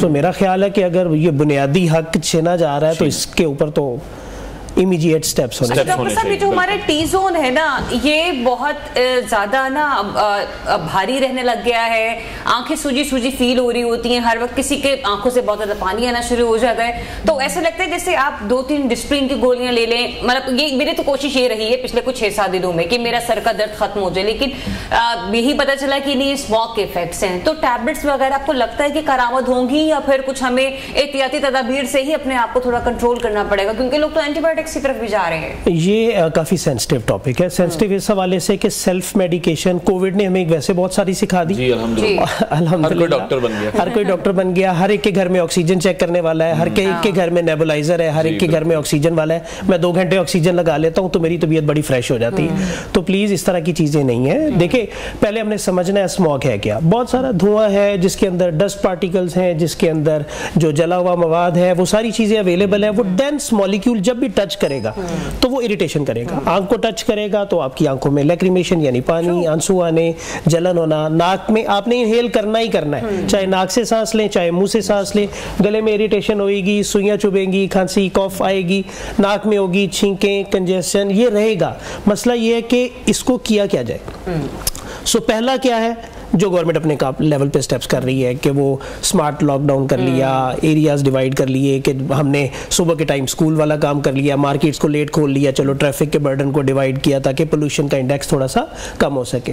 Number 2, अभी तो बहुत लंबे स्टेप्स है, उसको मेरा ख्याल में बाद में रखते हैं। जो आम पब्लिक के लिए सबसे ज़्यादा ज़रूरी है, मैं कहता हूँ कि कोविड ने एक चीज़ हमें बहुत अच्छी दी थी, वो ये थी गुड हाइजीन। मैं बीइंग पल्मोनोलॉजिस्ट इस चीज़ को यकीनन यहाँ पे एंडोर्स करूँगा कि अच्छा खासा नंबर ऑफ पेशेंट्स कम हो गया था just because of 3 factors. Number 1, work from home, कंपनियों ने सीखा कि घर से भी काम हो सकता है और इससे साथ प्रोडक्टिविटी बेहतर होती। नंबर 2, हैंड हाइजीन, लोग हैंड सैनिटाइजर का इस्तेमाल करते थे। And number 3, mask. आपकी इतनी ज्यादा इससे नंबर ऑफ डिजीज बर्डन कम हुआ था कि आपकी सोच है। मैं ये कहूँगा कि ओवरऑल अगर आप कहें तो at least 30 to 40% of the patient turnover जो है वो कम हो गया था। और फिर उसके बाद हमने देखा कि लोगों ने अपनी इम्यूनिटी पर भी काम किया, इम्यूनिटी पे काम किया, अपने ऊपर काम किया, अपने सेल्फ। आप देखें जो एक्सपोजर जितने कम है, होटलिंग कम हुई, उसके अपने इफेक्ट बेहतर हुए, कंजेशन कम हुई, जो क्रॉस इन्फेक्शंस होती हैं वो कम हुई, हाथ साफ रहे, मास्क पहना, हमने उसको छोड़ दिया। मेरे ख्याल में में वो हमें नेचर ने शायद ब्लेसिंग इन डिस्गाइज करते हुए एक बड़ा अच्छा और आसान नुस्खा बताया था इन सारी इन्फेक्शन से बचने के लिए। मेरे ख्याल में अभी भी that is the main stay जब तक, क्योंकि ये स्मॉग अगले साल में खत्म नहीं हो जानी। जो भी स्टेप्स लेंगे, चाहे वो ग्रीन प्लांटेशन से शुरू हो जाए, आप ऑटोमोटिव इंडस्ट्री पे आप काम शुरू से लेके करें, वो सारे अपना टाइम लेंगे। तब तक हमें जो करना है, नंबर 1, आप अगर ये कहें जब भी बाहर से आए ना तो बस अच्छे से मुंह धोना है, प्लेंटी ऑफ फ्रेश वाटर, जिससे आंखें साफ हो, नाक साफ हो। बीइंग मुस्लिम मैं कहता हूँ जो लोग नमाज रेगुलर पढ़ रहे हैं 5 दफा से आप कुल्ली वगैरह करेंगे, नाक साफ करेंगे, आई साफ करेंगे, तो नंबर ऑफ पोल्यूटेंट्स अंदर कम जाएंगे एंड डेफिनेटली उसके अगेंस्ट जो है बॉडी भी कम रिएक्ट करेगी। डॉक्टर साहब, एक क्वेश्चन ये भी है कि इसमें मतलब ये कि मैं घर में भी देखती हूँ या कुछ और भी, क्योंकि छोटे बच्चे भी है ना, अब घर वाले बड़े ये कह रहे होते हैं कि ना वार्म ड्रिंक्स का इस्तेमाल करें, थोड़ा लिक्विड फॉर्म में आप खाना पीना लें, जैसे सूप आजकल बहुत इन है, कहवा लोग अक्सर रात को भी पीते हैं, तो दिन में भी लोगों की कोशिश है कि ना गले को थोड़ा सा गर्म और तर रखा जाए। तो किस किस्म की डाइट्स आप थोड़ी सी सजेस्ट करेंगे लोगों को कि अगर थोड़ी सी खराब है मेडिसिन की तरफ जाने के, इन चीजों को अपने डाइट प्लान में शामिल कर लें तो बहुत बेहतर हो जाएगा? ठीक है जी, सबसे पहली चीज तो वही prevention is the better cure. जैसे मैंने बताया कि ये वॉश इन चीजों को करें। नंबर 2, ये जो सारे बड़ों को भी बच्चों को भी ठंड भी लग जाती है और सर्दियों में फिर हम देखते हैं कि वो जो ड्राइनेस के इश्यूज है ना, ड्राइनेस में, यही एग्जैक्टली आपका यही पॉइंट है कि देखिए जाना ही जाना है, जो भी पार्टिकल आपके नाक से चला गया, अगर आपके जो भी चीज आपने खाई पी है वो तो आपके पेट में गई है ना, नाक में तो नहीं गई। तो आपने अच्छा सा क्या करना है, अपने आप की स्किन को ड्राइनेस से बचाना है, क्योंकि जितनी ड्राई होगी, जितनी क्रस्टिंग होगी, जितना स्किन ब्रीच होगा, जिसे हम कहते हैं जिल्द फट जाती है, तो इसी तरह जर्म्स इन्वेड करने के चांस बढ़ते हैं। सो नाक को भी अच्छे से lubricate, lotion, oils, different moisturisers available होते हैं, और नीम गर्म पानी। मैं तो ये कहता हूँ कि ये लाइफ में छोटे होते वो एक सबक होता था, वो चलते हो तो चीन को चलिए, तो उसमें कहते थे बस में एक गर्म पानी का ग्लास रखा जाता है और वहाँ पे कोल्ड ड्रिंक्स का इस्तेमाल नहीं होता, और बड़ी चीज़ें सुनते थे बचपन में, एक किताब में किसी में पढ़ते थे। तो I think just like that, तो पानी तो आपको एक नॉर्मल टेम्परेचर ही होना चाहिए। हमारे लिए सबसे बड़ा प्रॉब्लम क्या है कि सर्दियाँ is always a party time, जिसमें सबकी गेट टुगेदर का बेस्ट टाइम होता है। ये जो बड़े बड़े ढाबे आगे ढाबों के एंजॉय कर रहे हैं कवाली के साथ, फोक समझ के लंबे लंबे गहरे सांस लेके उसको डीप साइटेड पहुंचाया जा रहा है, तो ये पार्टी टाइम तो है। सो देखिए, हमने अपनी जिंदगी से रंग को खत्म नहीं करना, जो अच्छा रंग है हमने उसको जीना भी है, लेकिन उसके लिए क्या करना है, उसके लिए यही है, एहतियात भी करनी है कि जो बहुत जरूरी है। लेकिन जो रिसर्च हमने देखा कुछ दिन पहले सामने आई थी कि लाहौर में जो लोग रह रहे हैं उनकी 6 से 7 साल की जो उम्र है वो फिर कम होती जा रही है। इसका मतलब तो फिर ये है कि जो हमारा एयर क्वालिटी इंडेक्स है स्पेशली लाहौर का, वो दुनिया में नंबर 1 पे, हम मतलब इस पे भी मेरा ख्याल है कोई तारीफ तो बनती है ना फिर, कि हम पहली बार किसी चीज में पहले नंबर पर आए हैं। तो फिर वो खतरनाक बीमारियां इसका मतलब फिर बहुत ज्यादा हो रही हैं। ये सिर्फ स्किन तक, या हम कहें कि सांस का कोई इशू हो रहा है, या आंखों में वो जो एक रेडनेस है, सिर्फ वही नहीं है, और भी बहुत सी चीजें हो रही हैं जो कि अभी सामने आनी बाकी हैं, बहुत आगे आएंगी। जब स्मोकिंग शुरू हुई या स्मोकिंग कोई भी शुरू करता है तो वो उसको कोई साइड इफेक्ट नहीं देखता सिवाय बैड टेस्ट या थोड़ी सी कफ के। लेकिन 20 साल 25 साल के बाद पता चलता है किसी को COPD हो गई, जिसे हम दमा कहते हैं, किसी को कैंसर हो गया, किसी को हार्ट का इश्यू हुआ, किसी को कुछ हुआ। ये 20 से 25 साल के बाद पता चलता है। इसी तरह plenty of smoke and pollutants है हवा में, जो मैं ना चाहते हुए भी इनहेल कर रहा हूँ, और डेफिनेटली जब मैं 2 साल 3 साल 5 साल 10 साल तो आई एम स्मोकर, तो मैं उसके सारे इफेक्ट्स का लॉन्ग टर्म इफेक्ट के साथ इफेक्ट होगा। तो मेरा हक बनता है कि मैं इससे बचूं। अगर मैं स्मोकिंग नहीं करता तो कम से कम मुझे मजबूरन नहीं करनी चाहिए। तो उसके लिए मैं कुछ चीज़ें हैं जो अब इमीडिएट लेवल पे कर सकते हैं। नंबर 1, आप देखिए गली मोहल्ले में कहीं कॉर्नर पे थोड़ा सा लोग कचरा इकट्ठा करते हैं, आग लगा देते हैं। They don't have the right to burn it, they have to dump it. Government का काम है उसको जो है इंसिनरेट, उसको डंप करना या जलाना, जिसके लिए स्पेशल प्रोसेसिंग सेंटर्स होते हैं। तो एक तो खुद नहीं जलाना, क्लियर। नंबर 2, यार अगर आपकी बाइक है या गाड़ी है धुआं छोड़ती है, जितने आपने अपनी सेहत पे लगाने हैं प्लीज थोड़े से पैसे लगा के उसको ठीक कर ले। जितनी व्हीकल्स हैं, ज्यादा से ज्यादा व्हीकल्स हैं, आपस में आप अपने कोलीग्स शेयर करें। जितनी गाड़ियों का इस्तेमाल कम होगा, बाइक का कम होगा, तो नंबर ऑफ जो पोल्यूटेंट्स है वो कम होगा। यानी कि इंडिविजुअली भी हमारी जिम्मेदारी है कि हम कुछ इस तरह की रिस्पांसिबिलिटीज लें, इस तरह के काम करें, इनिशिएटिव लें, पूरे माशरे को भी समझाएं। जो लोग समझा सकते हैं सबको कंट्रीब्यूट करना पड़ेगा। बहुत शुक्रिया डॉक्टर मोहम्मद अहमद, पल्मोनोलॉजिस्ट, हमारे साथ इन कॉन्वर्सेशन थे। ब्रेक लेते हैं, हेडलाइंस के बाद आपको दोबारा ज्वाइन करें। Stay tuned in Pakistan.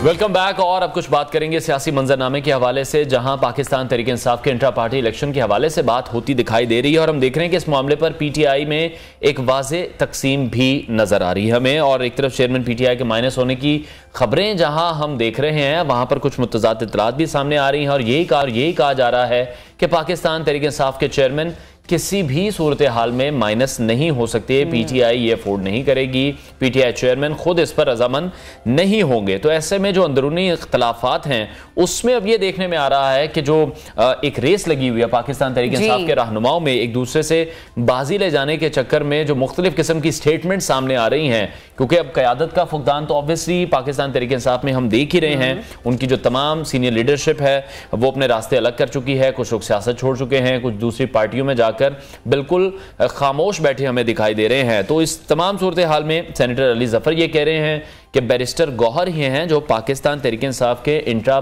Party election में चेयरमैन के अब उम्मीदवार होंगे हमारे। बिल्कुल ऐसे ही है, जिसमें हमने ये भी देखा है कि कुछ जैसे अभी आप बात कर रहे थे ना कि तज़ादात सामने आ रहे हैं, इख्तलाफात सामने आ रहे हैं खुद पार्टी रहनुमाओं के हवाले से।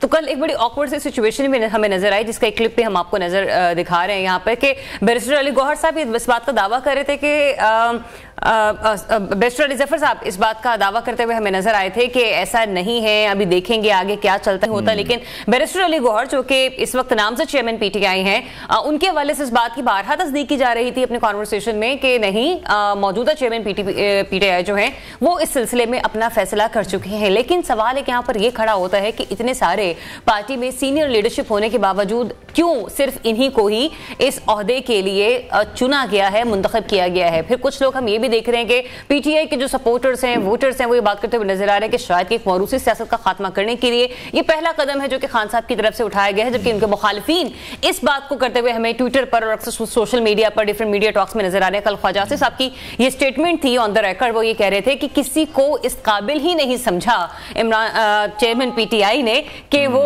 ये कह सकें कि उनको ये ओहदा जो है वो दिया जाना चाहिए। तो एक कशमकश की दौड़ है, लेकिन सवाल यहाँ पर एक पॉसिबल सिचुएशन में यह बनता है कि क्या सिर्फ बल्ले के निशान को बचाने के लिए सब कुछ किया जाता है, और अगर ये फैसला ले भी लिया जाता है तो क्या वाकई ही पाकिस्तान तहरीक इंसाफ जो है वो आइंदा आने वाले आम इंतखाबात में अपना इस डिसीजन को बिल्कुल इसी तरह से। और एक और बड़ा अहम मामला है जहां पर हमने देखा कि चीफ जस्टिस काजी फाइज ईसा की जानिब से 8 फरवरी के जो इंतखाबात की तारीख है उसको पत्थर पर लकीर करार दिया गया था। मीडिया को तनबीह की गई थी और चीफ जस्टिस के वाज़े अहकामात थे कि अपने घरों के जो सोफे हैं वहां पर बैठकर तो लोग ये डिस्कशन कर सकते हैं, लेकिन टीवी चैनल्स पर किसी भी किस्म की डिस्कशन नहीं होगी, इंतखाबात पर किसी भी किस्म के शकूक व शुबहात नहीं होंगे। लेकिन एक बार फिर से हम देख रहे हैं कि कुछ इस तरह की खबरें हमें गर्दिश करती हुई दिखाई दे रही हैं, कुछ लोग ये बात करते दिखाई दे रहे हैं। शहबाज शरीफ की बात करें तो वो ये कह रहे हैं कि लेवल प्लेइंग फील्ड यही मौजूद है कि मैं इंसाफ के लिए लाहौर की अदालत में पेश हुआ हूं और जो हमारे कायद हैं नवाज शरीफ वो इस्लामाबाद की अदालत में पेश हुए हैं। इसी तमाम सूरत हाल पर हम बात करेंगे। मैं ज्वाइन किया है साबिक secretary election commission Kanwar Dilshad साहब ने। कंवर साहब बहुत शुक्रिया आपके वक्त के लिए। सबसे पहले यही मैं जानना चाहूंगा, चीफ जस्टिस ऑफ पाकिस्तान ने बड़े सख्त लहजे में तंबीह की थी कि इंतखाबात के हवाले से कुछ शकूक व शुबहात ना पैदा किए जाएं, उस पर अब मजीद सवालात ना उठाए जाएं। एक बार फिर से हम देख रहे हैं कि इस मामले पर ताखीर की बातें शुरू हुई हैं। आपको लगता है ये महज अफवाहें ही हैं क्योंकि सुप्रीम कोर्ट के जो अहकामात हैं वो मौजूद हैं और वो क्लियर ये कह चुके हैं अब इंतखाबात में ताखीर किसी भी सूरत नहीं होगी? चीफ इलेक्शन कमिश्नर ने आपको भी तलब कर लिया ना आज आपके प्रोग्राम के बाद, और उन्होंने जहाँ जहाँ वो प्रोग्राम हुए हैं उन सबको तलब कर लिया उन्होंने हुक्म दिया है पैमरा को जो इलेक्शन कमीशन के बारे में, जो इलेक्शन के बारे में जो अवाम पैदा कर रहे हैं, शकूक व शुबहात पैदा कर रहे हैं, उनको सबको तलब कर लिया गया।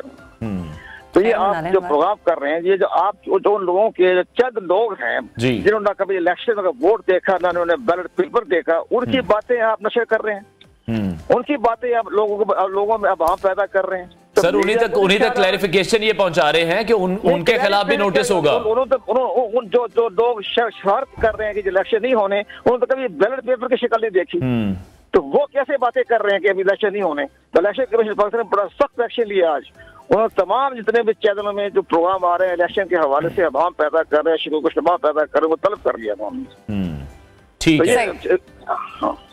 अच्छा, किस्म के लोग हैं जिन्होंने ब्लड पेपर की शक्ल नहीं देखी और आप लोग उसका प्रोग्राम किए जा रहे हैं। मुझे पूछ रहे कि ब्लड पेपर कैसा होता है। नहीं, बिल्कुल, इनमें कुछ ऐसे लोग भी शामिल हैं जिनको बहुत से लोग जानते हैं, उन्होंने शक्ल भी देखी है। मैं मौलाना फजलुर रहमान की बात को कोट करना चाहूंगा कुंवर साहब। वो ये कह रहे थे कि बहुत ज्यादा सर्दी होगी, तो ये वो तमाम सियासी रहनुमा हैं जो ये बातें करते रहे हैं, उनको लोग जानते हैं, पहचानते हैं, उनको फॉलो करते हैं। उनकी हैसियत क्या है उनकी? मौलाना फजलुर रहमान साहब की कोई हैसियत नहीं है। जमात के सरबराह हैं वो, एक सियासी जमात के सरबराह हैं कुंवर साहब। किसी जमात के सियासी जमात के सरबराह नहीं है वो, JUIF के सरबराह है वो। हमारे बारे में भावना पैदा करें। जब इलेक्शन पाकिस्तान ने चीफ जस्टिस पाकिस्तान ने कह दिया कि जब हम इसके बारे में भावना पैदा करें, मैं उनको इबरत का निशाना बना दूंगा, तो ये फिर आप लोगों को भी चाहिए ना उन लोगों को लिस्ट कराना। बिल्कुल, मेरा ख्याल है ये बात हम इसलिए सिर्फ कर रहे थे कि उनके जो कॉन्सिक्वेंसेस हैं, जो इलेक्शन कमीशन जो एक्शन ले सकता है, सुप्रीम कोर्ट जो एक्शन ले सकती है, ये उन लोगों तक मैसेज पहुंचाने के लिए ही आपकी राय मांग रहे हैं हम। मेरी राय तो यह है कि बिल्कुल इलेक्शन कमीशन ने अपना फैसला कर लिया है, पूरी मुकम्मल तैयारी हो चुकी है और ये 15 दिसंबर से पहले आपका शेड्यूल जारी हो जाएगा। लेकिन ये जो मैं अर्ज करूँ ना, मुझे बड़ी हैरानगी हुई कि वो ऐसे लोगों ने इलेक्शन को दरखास्त दी, महमद, तुरबत, ग्वादर, कभी किसी का नाम ही नहीं सुना। तो खैर वो इलेक्शन कमीशन ने उनको कर देना है, रिजेक्ट कर देना है, लेकिन बहरहाल इस तरह से भावना पैदा करे। इलेक्शन 8 फरवरी को हो रहे हैं। ठीक। अच्छा कुंवर दिलशाद साहब, अब ये जरा बताइएगा, हम लोग पीटीआई के इंट्रा पार्टी इलेक्शंस के हवाले से बात कर लेते हैं, क्योंकि पीटीआई की तरफ से कोशिश की जा रही है कि हर सूरत बल्ले का निशान जो है वो बचाया जाए, क्योंकि वो डेफिनेटली लोगों में बड़ा मकबूल है और वोट भी उसी पर ही डलेगा। ऐसे में आपको क्या लगता है कि जो सिचुएशन हमें नजर आ रही है और बैरिस्टर अली गौहर साहब जो है वो चेयरमैन पीटीआई मुंतखब हो जाते हैं, तो सूरत हाल पीटीआई के लिए बेहतर हो जाएगी और बल्ले का जो निशान है वो वहीं पर मौजूद रहेगा, बरकरार रहेगा? बैट का निशान बरकरार रहेगा। ठीक। और पार्टी की जो है उसके ऊपर किसी किस्म की पाबंदी होने का तो सवाल ही नहीं पैदा होता। लेकिन जो एक इन्होंने इंट्रा पार्टी इलेक्शन जो करवाए थे जो तहरीक इंसाफ ने, वो कंट्रोवर्शियल थे।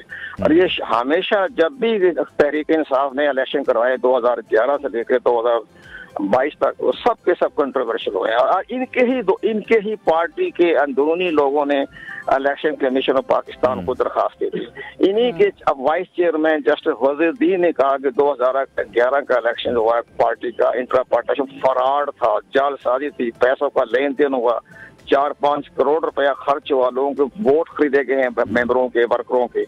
तो ये तो खुद जस्टिस वजीर ने कहा।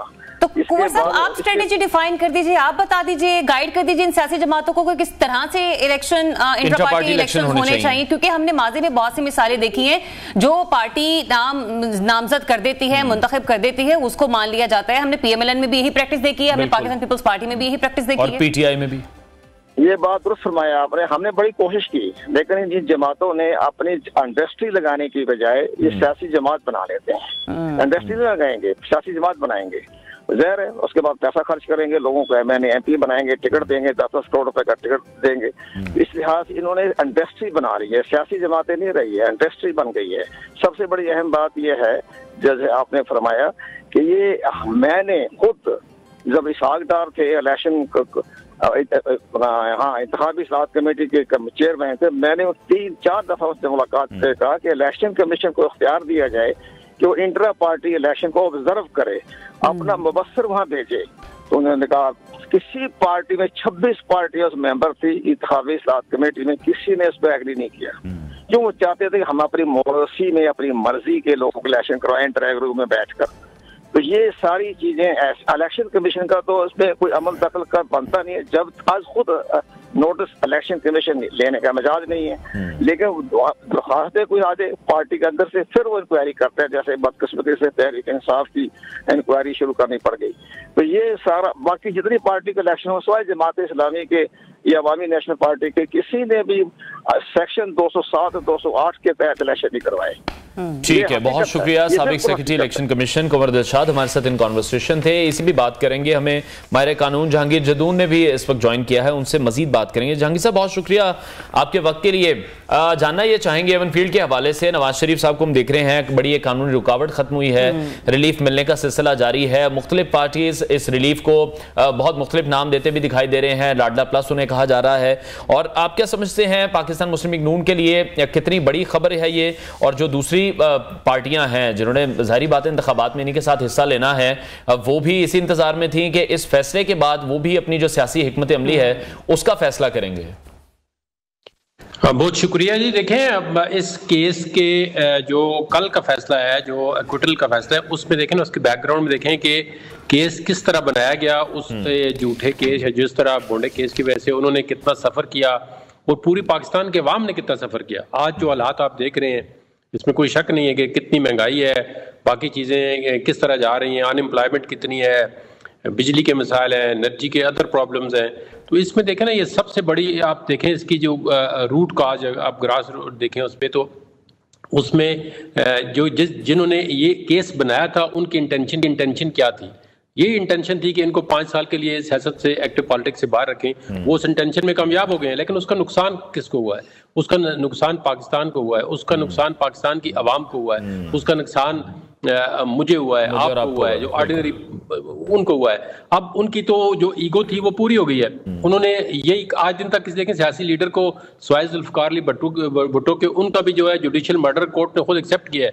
किसी ऐसे लीडर को सजा होती है, परमानेंट नहीं होती, 2-4 साल होती है। वो अंदर एक आसफ जरदारी था 11 ईयर जेल में रहे हैं। तो बाकी तो देखें ना, 2-3 साल के बाद एक पॉलिटिकल एरिना से दूर करते हैं, फिर उनको दोबारा उसमें जो है वो इंटर हो जाते हैं। तो उनको दूर रखने के लिए ये पाकिस्तान को, आज पाकिस्तान की 76 साल के बाद भी यही हालत है कि हमारे पास 2 बिलियन अपने रिजर्व, $2 बिलियन भी नहीं है। वो साथ हमारे इंडिया को देखें, 70-76 बिलियन डॉलर जो है वो रिजर्व है, वहाँ पे स्टेबिलिटी है, डेमोक्रेसी है, हालांकि कितना बड़ा कंट्री है, उसकी आबादी को आप देखें तो उसमें आप देखें ना, यहाँ पे जो इंटरफेरेंस है, मतलब हर इदारा दूसरे के कामों में इंटरफेयरिंग कर रहा है। तो इससे जो जमहूरियत की पटड़ी पे चलती है ट्रेन, तो उसको आगे चलना ही नहीं था। 1 साल, 2 साल, 3 साल जब थोड़ा सा हालात सुधरते हैं, तो चाहे किसी की भी हुकूमत हो, उसको फिर आगे देखते हैं जी हमारे सबसे बड़ा जो है यहाँ पे पावर, पॉलिटिक्स और ईगो का मसला होता है। लेकिन जहांगीर साहब, सब कुछ हो गया, बरियत भी हो गई, पर मेरा सवाल और कुछ लोगों का सवाल यही है कि वो उस सवाल का क्या बनेगा कि ये फ्लैट्स थे किसके, खरीदे कब गए, वो सवाल तो वही के वही हैं। बेशक नवाज शरीफ साहब बरी हो गए हैं, लेकिन लोगों के ज़हनों में सवाल अभी तक वहीं का वहीं। और आपने जैसे कहा ना कि 5 साल एक पार्टी ने भुगता, नवाज शरीफ साहब की ताहयात नाअहली के फैसले भी सामने आए, गो के अब उनके ऊपर दोबारा से समातें शुरू हुई, लेकिन सियासतदान कब तक इन चीज़ों को भुगतते रहेंगे? असल जिम्मेदारान को भी तो सजा मिलनी चाहिए ना। और फिर कोर्ट से ही इस किस्म के फैसले सामने आते हैं, तो फिर who is responsible for all this? ये देखें, इसमें रिस्पॉन्सिबिलिटी अदालतों की है, और जो भी मिल के अदालतों के साथ जो इस्टेब्लिशमेंट जो भी अंसर होते हैं वहाँ पे अदालतों के साथ मिल के किसी पॉलिटिशियन को डिस्क्वालीफाई करते हैं। और इसमें पॉलिटिशियन खुद भी जिम्मेदार हैं कि वो अपना कंधा ज़रूर देते हैं, क्यों आगे फोर फ्रंट पे या जो जितनी भी एजेंसीज काम कर रही होती हैं, जो कानूनी होती हैं, इस तरह पुलिस हो गई, FIA हो गई, नैब होगी, तो ये इन सारों का गठ जोड़ की वजह से ये केसेस बनाए जाते हैं, अदरवाइज केस नहीं बन सकते।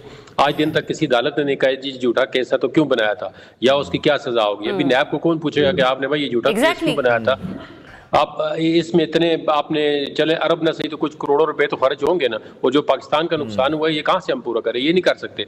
देखें, जहां तक फ्लैट का तलक है, फ्लैट अगर आप किसी पे एलेज करते हैं, मिसाल के तौर पे आप में या किसी बंदे पे आप एलेज करते हैं जी कि आपके जो एसेट्स हैं वो आपकी इनकम से ज्यादा हैं, तो उसमें दो जो प्राइमरी चीजें ना, बहुत प्राइमरी फिशाई जो है, सबसे पहले आपको ये रेफरेंस बन ही नहीं सकता जब तक आप ये चीज स्टैब्लिश ना करें कि आपकी इनकम कितनी है और जो एसेट आपने एक्यूमुलेट किए इनकी इनकम कितनी है।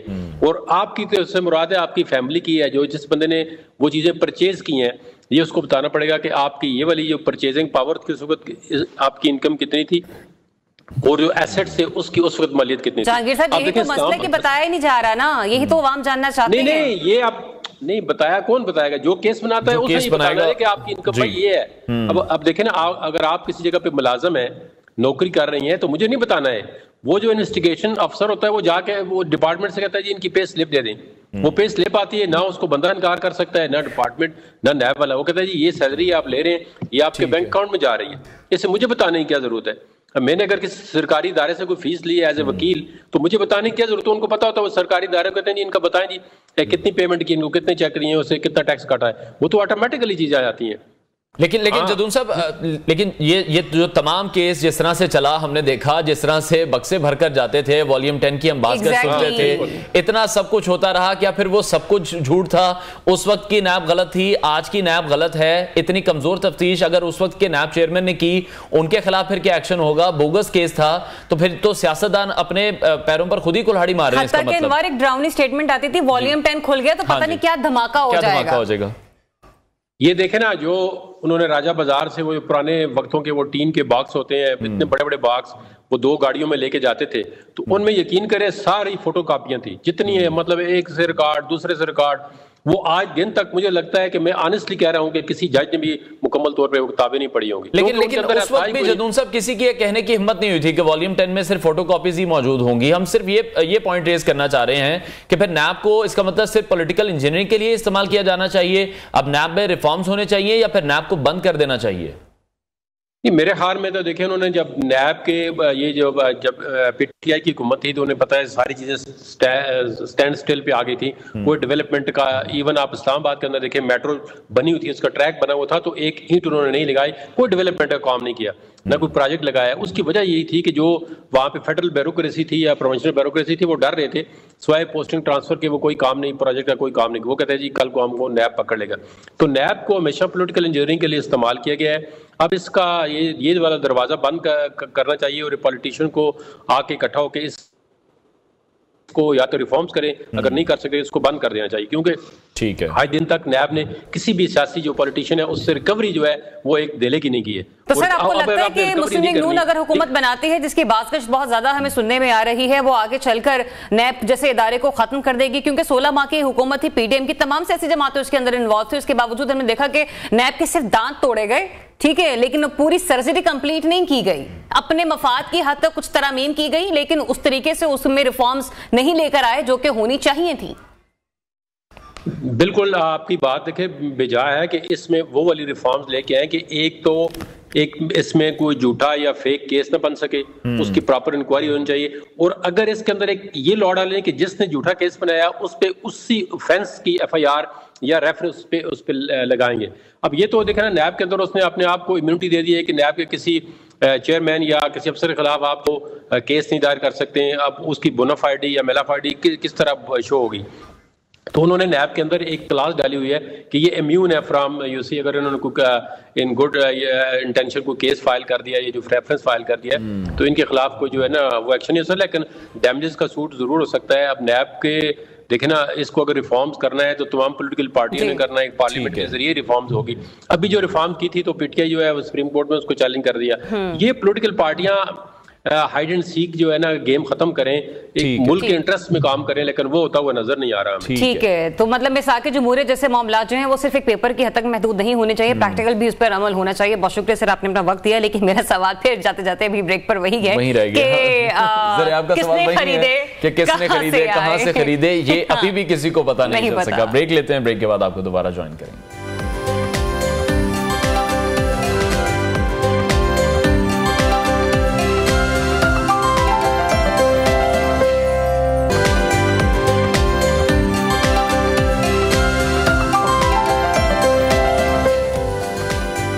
जी वेलकम बैक वंस अगेन। आप देख रहे न्यू पाकिस्तान और ब्रेक के बाद जब हम आए हैं तो कुछ अच्छी खबर आपके लिए लेकर आए हैं। कोशिश यही होती है कि कुछ अच्छा और पॉजिटिव आपके साथ डिस्कस किया जाए, क्योंकि अभी रिसेंटली हम देख रहे थे कि मुत्तहिदा अरब अमारात की तरफ से भी पाकिस्तान के साथ इन्वेस्टमेंट के लिए कुछ मुआहदे सामने आए हैं। तो साथ ही साथ हम ये भी देख रहे हैं कि सऊदी अरब ने पाकिस्तान के साथ $3 अरब के डिपॉजिट की मुद्दत में तौसीह कर दी है, जो कि एक अच्छा इकदाम है। अब ये रकम जो है वो पाकिस्तान की जानिब से स्टेट बैंक ऑफ पाकिस्तान में जमा है और $3 अरब के डिपॉजिट मुआहदे पर 2021 में दस्तखत हुए थे। फिर पाकिस्तान और कुवैत में सरमायाकारी के साथ मुआहदों और मुफाहमत की 3 याददाश्तों पर भी दस्तखत कर दिए गए हैं। इसको भी हमें वेलकम करना चाहिए। अब कुवैत में पन बिजली, तहफ़्फ़ुज़ खुराक, ज़राअत और मादनियात समेत दीगर शोबों में अरबों डॉलर की सरमायाकारी जो है वो किए जाने का फैसला बिल्कुल इस तरह की बहुत सी अच्छी खबरें सामने आ रही हैं। सिर्फ कुवैत से नहीं बल्कि मुत्तहिदा अरब अमारात की तरफ से भी हम देख रहे हैं कि पाकिस्तान में तवानाई, पोर्ट ऑपरेशन प्रोजेक्ट्स जो हैं और इसके साथ साथ फूड सिक्योरिटी, लॉजिस्टिक्स, कानूनी एविएशन और बैंकारी और मालियाती खिदमात समेत जो मुख्तलिफ शोबे हैं वहां पर भी अरबों डॉलर की सरमायाकारी की जो मफाहमती याददाश्तें थी उस पर दस्तखत किए गए हैं और ये इस सिलसिले की इंतहाई अहम पेशरफ्त इसको कहा जा रहा है। इस मौके पर हमने ये भी देखा कि अरब अमारात के जो रहनुमा हैं, उसके अलावा निगरान वज़ीर आज़म अनवारुल हक काकड़ और army chief general Asim Munir भी वहाँ पर मौजूद थे। और मुत्तहिदा अरब अमारात, अब यही कहा जा रहा है कि पाकिस्तान में 20 से 25 अरब डॉलर की तारीखी सरमायाकारी भी करने जा रहा है। इसका दौरानिया क्या होगा, क्या ये मंसूबे होंगे, अभी ये तफसीलात सामने आना बाकी हैं। और इसके साथ साथ हम देख रहे हैं कि महसूलात और जो टैक्सेस का दायरा कार है वो बढ़ाना भी इस वक्त की अशद ज़रूरत है, जिस पर IMF की जानिब से भी बार बार जोर दिया जा रहा है। और इस सिलसिले में मुशावरत के लिए जो IMF की टीम है वो भी इस्लामाबाद पहुंची है और हुकूमती इक़दाम जो हम देख रहे हैं बहुत ज़्यादा बेहतर हमें दिखाई दे रहे हैं, जिसके नतीजे में हमने देखा कि डॉलर की जो कीमत थी उसमें भी कमी हुई है, रुपए की कदर की बहाली हम देख रहे हैं। स्टॉक एक्सचेंज, हमारे रोज आपके साथ खबर शेयर कर रहे होते हैं कि स्टॉक एक्सचेंज के कारोबार में तेजी देखने में आ रहे हैं, तो जो तमाम मुआशी आशारिये हैं वो हमें मस्बत होते भी दिखाई दे रहे हैं।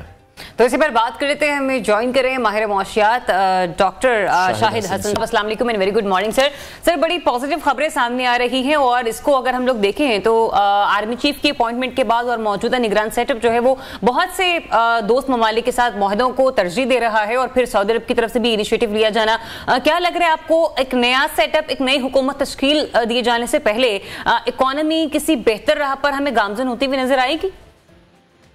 बहुत शुक्रिया। देखिए, पहले मैं आपसे एक बुनियादी बात ये अर्ज़ कर दूं कि हमारे खित्ते में और जिन लोगों ने मुल्कों ने तरक्की की है उसमें बैरूनी सरमायाकारी जिसकी हम बात कर रहे हैं उससे पहले इंतहाई ज़रूरी होता है कि मुल्क के अंदर अपनी सरमायाकारी आए। यानी अगर आप ये कोई भी ये समझता है कि बैरूनी सरमायाकारी से दूसरे मुल्क की किस्मत बदल जाएगी तो ये मईशत के उसूलों के भी खिलाफ है और कानूनी कुदरत के भी खिलाफ है। ये एक अच्छी बात है कि और इसमें सारा क्रेडिट जो है ना वो आर्मी चीफ को जाता है, ये मैं आपको बता दूं, इसलिए कि वो खुद मीटिंग्स में मौजूद हैं। लेकिन अब ये आपको देखना होगा कि इस वक्त हमने अभी तक टैक्सों की वसूली बढ़ाने के लिए मेरे हिसाब से कोई मौसर कदम नहीं उठाया। क्रैकडाउन को मौसर कदम नहीं कहा जाता, नंबर एक। बिल्कुल, इसलिए कि ये तो अंडरग्राउंड वो चले जाते हैं और उसके बाद फिर आ जाते हैं। माजी में हम ये देखते रहे। असल चीज थी कि ये भी जो क्रैकडाउन हुआ है ये भी आर्मी चीफ ने 5 सितंबर को जो मीटिंग्स की थी उसके बाद हुआ है और उसके बाद उन्होंने स्टॉक एक्सचेंज में भी 6 घंटे की मीटिंग थी, उसके बाद हुआ है, नंबर एक। तो अगर ये निगरान हुकूमत इस क्रैकडाउन के साथ नाजायज असासों पर नहीं करती, जो कि नहीं कर रहे, वो होता है मुस्तकबिल नौइयत का, यानी चोरी के असासे मुल्क में पड़े हैं उनको अब पकड़ लें, मईशत को दस्तावेजी बना लें, टैक्स की चोरी रोकें, जिसके लिए कानून मौजूद है, उस पर अभी तक सिफर काम हुआ है। तो जो यानी मैं एक क्रेडिट जरूर दे रहा हूँ आर्मी को, चीफ को, मैं ये नहीं कह रहा, लेकिन मैंने जो दुनिया भर की मईशतें देखी हैं अपनी जिंदगी में, उसमें जब तक अपना मुल्क अपना सरमायाकारी नहीं करता और अपनी टैक्सों की वसूली नहीं बढ़ाता, अपनी मुल्क की बचतों की नहीं कराता और अपने पेट्रोल, वो तो वहाँ कभी भी पायदार बेहतरी। लेकिन डॉक्टर साहब, आप क्या देख रहे हैं? अभी फिलहाल हम जिस स्टेज पर मौजूद हैं, हम अपनी जो टैक्स कलेक्शन है उसको बेहतर नहीं कर पा रहे हैं, एक्सपोर्ट्स हम ठीक नहीं कर पा रहे हैं, प्राइवेटाइजेशन की तरफ नहीं जा रहे हैं। ऐसे में अगर सरमायाकारी आ रही है जो कि लीस्ट ऑप्शन हमारे पास पे रह जाती है, आप क्या देख रहे हैं जिन शोबों में सरमायाकारी होने जा रही है, आपके नजदीक सबसे अहम शोबा कौन सा होगा और इस सरमायाकारी में जो प्राइवेटाइजेशन का अमल है वो कितना शामिल होगा? देखिए, पहली बात तो यह है कि बैरूनी सरमायाकारी का जो उसूल है वो ये है कि उस सरमायाकारी से हमारी इंपोर्ट्स कम हो और हमारी बरामदात बढ़ें और हमारे लोगों को रोजगार मैसर हो। अगर ये तीन चीजें नहीं आती तो फिर उसको मैं कहता हूं परेशान कुन सरमायाकारी। ये मैं इसलिए आपकी खिदमत में अर्ज कर रहा हूं, नाजरीन के भी, कि अभी हमने देखा कि 25 अरब डॉलर की सरमायाकारी CPEC में आ चुकी है। तो जिस वजह सरमायाकारी शुरू हुई थी तो ये कहा गया था इससे पाकिस्तान की मईशत की जो शरह-नमू है उसमें 2% इजाफा होगा। यानी अगर हमारी 5 चल रही थी फीसद तो अब उसको 7% होना था। अब क्या हुआ कि 25 अरब डॉलर आ गए। 2014 से सरमायाकारी आई, पिछले साल मनफी ग्रोथ था, इस साल जो है स्टेट बैंक भी कह रहा है कि 2% जो है होगी हमारी ग्रोथ रेट। इसका मतलब ये हुआ कि उस CPEC से बिजली की पैदावार जरूर बढ़ी, लेकिन हमारे और मसाइल इतने ज्यादा बढ़ गए, कॉस्ट भी इतनी ज्यादा बढ़ गई, बिजली के नर्ख भी बढ़ गए। इसलिए दो कानून है, वो ये है कि अपनी कौमी बचतें बढ़ाएं, अपनी मुल्की सरमायाकारी बढ़ाएं और टैक्सों की वसूली रोकें, बढ़ाएं। नंबर एक, वो नहीं हो रहा, बिल्कुल नहीं हो रहा। लेकिन जो दूसरी परेशानी है कि IMF और वर्ल्ड बैंक खुल के सामने आ गए हैं और उन्होंने ओपन कह दिया है कि ये जो आपकी काउंसिल बनी है, इसके तहत जो सरमायाकारी आ रही है उस पर उन सबको तहफ़्फ़ुज़ात हैं और IMF को बहुत ज़्यादा तहफ़्फ़ुज़ात हैं। उससे वो कोशिश ये करेंगे कि CPEC के ऊपर दबाव पाकिस्तान के ऊपर डालें। इस वक्त जो दुनिया की कोशिश है, जो हम पता नहीं समझने के बावजूद इग्नोर कर रहे हैं, वो ये है कि 2024 में पाकिस्तान एक बहुत बड़ी रकम के कर्जे के लिए IMF के पास जाने वाला है। इसमें किसी पाकिस्तानी को शुबा नहीं होना चाहिए। इस हुकूमत के अगर कोई कारनामा इस हुकूमत का है वो ये है कि इन्होंने IMF की शराइत पूरी की, आवाम के ऊपर बोझ डाला, उसके अलावा कोई संजीदा कोशिश नहीं की। तो अगर ये नहीं है तो 24 में जाना लाजमी है। तो फिर सवाल ये पैदा होगा कि उनकी जो कड़ी शराइत होंगी जिसका वो उन्होंने इजहार करना शुरू कर दिया है, इसलिए कि हमारे यहाँ जो है लोग जज्बात में आ जाते हैं। IMF ने हमारी तारीफ की है कि केयरटेकर्स ने अच्छा काम किया है, फिर उसका लेकिन अगला जुमला है, अगर ये पाकिस्तान में ये हो गया तो मुश्किलात होंगी, खतरात होंगे। अगर ये हो गया, 4 अगर खतरात उन्होंने बता दिए। उसके बाद उन्होंने कहा था जी महंगाई बढ़ेगी, कम होगी, कहा था निगरान वजीर खजाना शमशाद अख्तर ने। अब 2 दिन के बाद साहब इन 4 अगर में एक 5वां अगर मेरा भी शामिल कर लीजिए। हमने ये तो देखा कि कराची पोर्ट जो है उसके कंटेनर टर्मिनल का चार्ज मुत्तहिदा अरब अमारात की हुकूमती कंपनी के हवाले किया जा रहा है, जिसके बाद हम देखेंगे कि पाकिस्तान को फौरी तौर पर एक खास से अच्छा रेवेन्यू जनरेट होगा, बल्कि पोर्ट ऑपरेशन में भी इजाफे के साथ UAE की मौजूदगी से आलमी मार्केट में मुल्की साख बेहतर बनेगी। मीनवाइल आपको लगता है कि PIA को भी प्राइवेटाइज हो जाना चाहिए, पाकिस्तान स्टील मिल को भी प्राइवेटाइज हो जाना चाहिए? अगर ऐसा हो जाता है तो हम यहाँ से भी एक अच्छी इनकम, एक अच्छा रेवेन्यू जनरेट करने में कामयाब होंगे?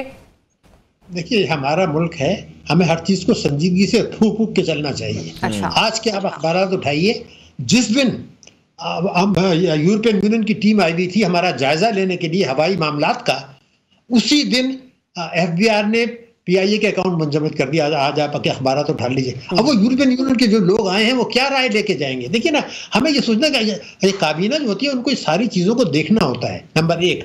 दूसरा ये था कि आप अगर ये सोचिए मेहरबानी करके कि हमारा बैंकिंग सेक्टर 80% जो है वो गैर मुल्की मालिकान के पास है। फार्मास्यूटिकल को आप देख लीजिए, ऑयल को देख लीजिए। अब सवाल ये है कि अगर हम ये भी पोर्ट्स भी हम दे रहे हैं, एयरपोर्ट्स भी दे रहे हैं, तो मेरे मुल्क के जो लोग हैं उनका काम सिर्फ ये रह जाएगा कि चमड़ा और टेक्सटाइल। ये भी सोचें कि पाकिस्तान जो कि जौहरी ताकत है, ये नहीं दुनिया में उसको नजरें उनके खिलाफ हैं, यूरोपियन अमेरिका की, यूरोपियन की, भारत की। वो ये देखेंगे कि यार इसको मुल्क की तो हर चीज दूसरों के कब्जे में है, तो बड़ा आसान है कि हमारा कोई असासा जो हमने किसी ने जुमला पूरा कर को भेजा है, अगर वो उन्होंने यहूदिया को भेज दिया तो वो तो उनके कंट्रोल में चला जाएगा। एक तो गैर मुल्की सरमायाकारी आएगी नहीं। अभी ये MOUs हैं, 90% MOUs है, यानी मुफाहमत की याददाश्त। लेकिन जो है, फिर आपने देखा कि मुकदमा हो गया कि ये इलेक्शन ना हो। अगर ये बातें आप करेंगे तो न सिर्फ ये कि स्टॉक एक्सचेंज में झटका लगेगा, बल्कि बैरूनी सरमायाकार भी परेशान हो जाएंगे। और रुपए की कदर आपने देखा कि आज भी 12 जुलाई से कम है, तो वो जब रुपया गिरता है तो उनको परेशानी हो जाती है बैरूनी से। तो हमारा मुल्क बहुत शानदार लोकेशन है, उसका फायदा उठाने के लिए बहुत संजीदगी से जज्बात में आने की। बहुत शुक्रिया माहिर मईशत डॉक्टर शाहिद हसन सिद्दीकी हमारे साथ इन कॉन्वर्सेशन थे। नाज़रीन, एक अहम खबर आपके साथ शेयर करेंगे, जहां हमास ने इसराइल के साथ जंगबंदी में मजीद 1 रोज़ की तौसीक हम देख रहे हैं, ऐलान सामने आया है दोनों फरीकैन की जानिब से। 7वें रोज़ भी जंग बंदी पर इस वक्त इत्तफाक हो गया है और दोनों जानिब से ही कैदियों को रिहा किया जाएगा। आखिरी घंटे तक जंग बंदी में तौसीक का इम्कान एक सवालिया निशान था। गुज़श्ता रोज़ हमने देखा कि 16 इसराइली और जो 30 फ़लस्तीनी हैं उनको रिहा किया गया था। हमास इसराइल जंग बंदी में मज़ीद 1 रोज़ की तौसीक इस वक्त हो गई है। दोनों फरीकैन की जानिब से 7वें रोज़ भी जंग बंदी पर इत्तफाक कर लिया गया है और दोनों ही जानिब से कैदियों को रिहा किया जाएगा।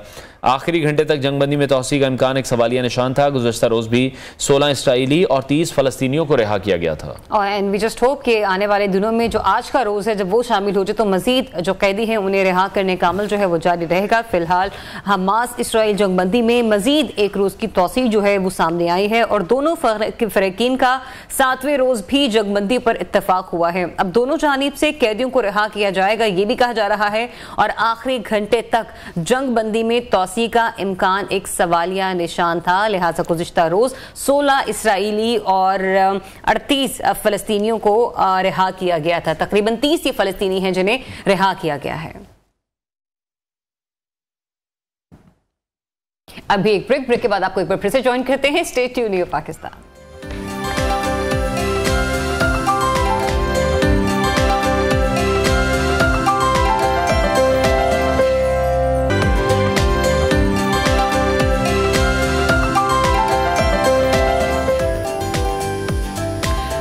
वंस अगेन आप देख रहे हो पाकिस्तान और हमारे ये सेगमेंट जो है वो थोड़ा सा क्रिएटिव है और आर्टिस्टिक सेगमेंट है जिसमें हम आपको ये बताएंगे कि किस तरीके से आप कुछ नई टेक्निक्स के साथ एक अच्छा सा कस्टमाइज्ड गिफ्ट जो है वो तैयार कर सकते हैं। लेकिन वो लोग जो ये इतने केपेबल नहीं होते हैं वो क्या करते हैं कि अपनी मनपसंद चीज को अगर उन्होंने कस्टमाइज करवाना है तो वो उन ऑनलाइन पेजेस की तरफ जाते हैं और फिर अपना पसंदीदा गिफ्ट जो है अपने अंदाज में कस्टमाइज करवाते हैं। क्योंकि किसी की एनिवर्सरी है, किसी की बर्थडे है या घर में किसी भी किस्म का फंक्शन है, कोई भी इवेंट है, एग्जैक्टली आपको बाज़-औक़ात अपने मुताबिक वो चीज नहीं मिल रही होती जो आप मार्केट में जाकर देखते हैं। फिर कुछ ऑनलाइन पेजेस जो हैं और कुछ एंटरप्रेन्योर्स ऐसे हैं जिन्होंने अब क्या कहते हैं इन चीजों को यूटिलाइज करके एक ऑन बोर्ड सोल्यूशन आपको दिया है और ऐसे में हमने आज एक आर्टिस्ट को बुलाया है अपने स्टूडियो में। हमें ज्वाइन कर रही हैं ख्वाला आज़िज़ साहिबा जो कि रेजिन वर्क करती हैं। अस्सलाम वालेकुम एंड वेरी गुड मॉर्निंग। वालेकुम अस्सलाम, अल्हम्दुलिल्लाह, आप सुनाएं? ठीक है, बिल्कुल ठीक ठाक। अच्छा ख्वाला, ये कुछ चीजें हैं आपने जो कस्टमाइज की हुई हैं, ये मेरे से बार-बार गिरना नहीं, आप भी देखिए खबर बिल्कुल मैंने देखी है। और अच्छा इसमें ये है सबसे बड़ा पॉइंट जो मुझे नजर आता है क्योंकि जब हम मार्केट में जाते हैं तो हमें एक तरह की चीजें मिलती हैं। जब आपने अपने किसी खास चाहने वाले को कोई चीज देनी है तो कोशिश होती है कि कस्टमाइज चीज हो, तो वो एक बहुत बड़ा डिफरेंस है। और हमें एक बड़ी अच्छी फैसिलिटी मिल गई है कि ऑनलाइन इस तरह के पेजेस, इस तरह के एंटरप्रेन्योर्स हैं जो मुल्क में काम कर रहे हैं, इस मुल्क को छोड़ के नहीं जा रहे हैं, तो ये भी एक बड़ी बात है।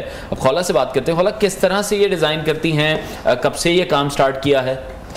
मुझे ऑलमोस्ट 15 मंथ्स हो गए इस काम में और इसको ये है कि ये रेजिन आर्ट होता है और इसमें केमिकल्स होते हैं 2, अच्छा, जिनको 2.1 या 1.2 रेशो के साथ यूज़ किया जाता है, मिक्स करके पिगमेंट्स और फिर स्टोन्स वगैरह डाल के चीज़ें तैयार की जाती हैं।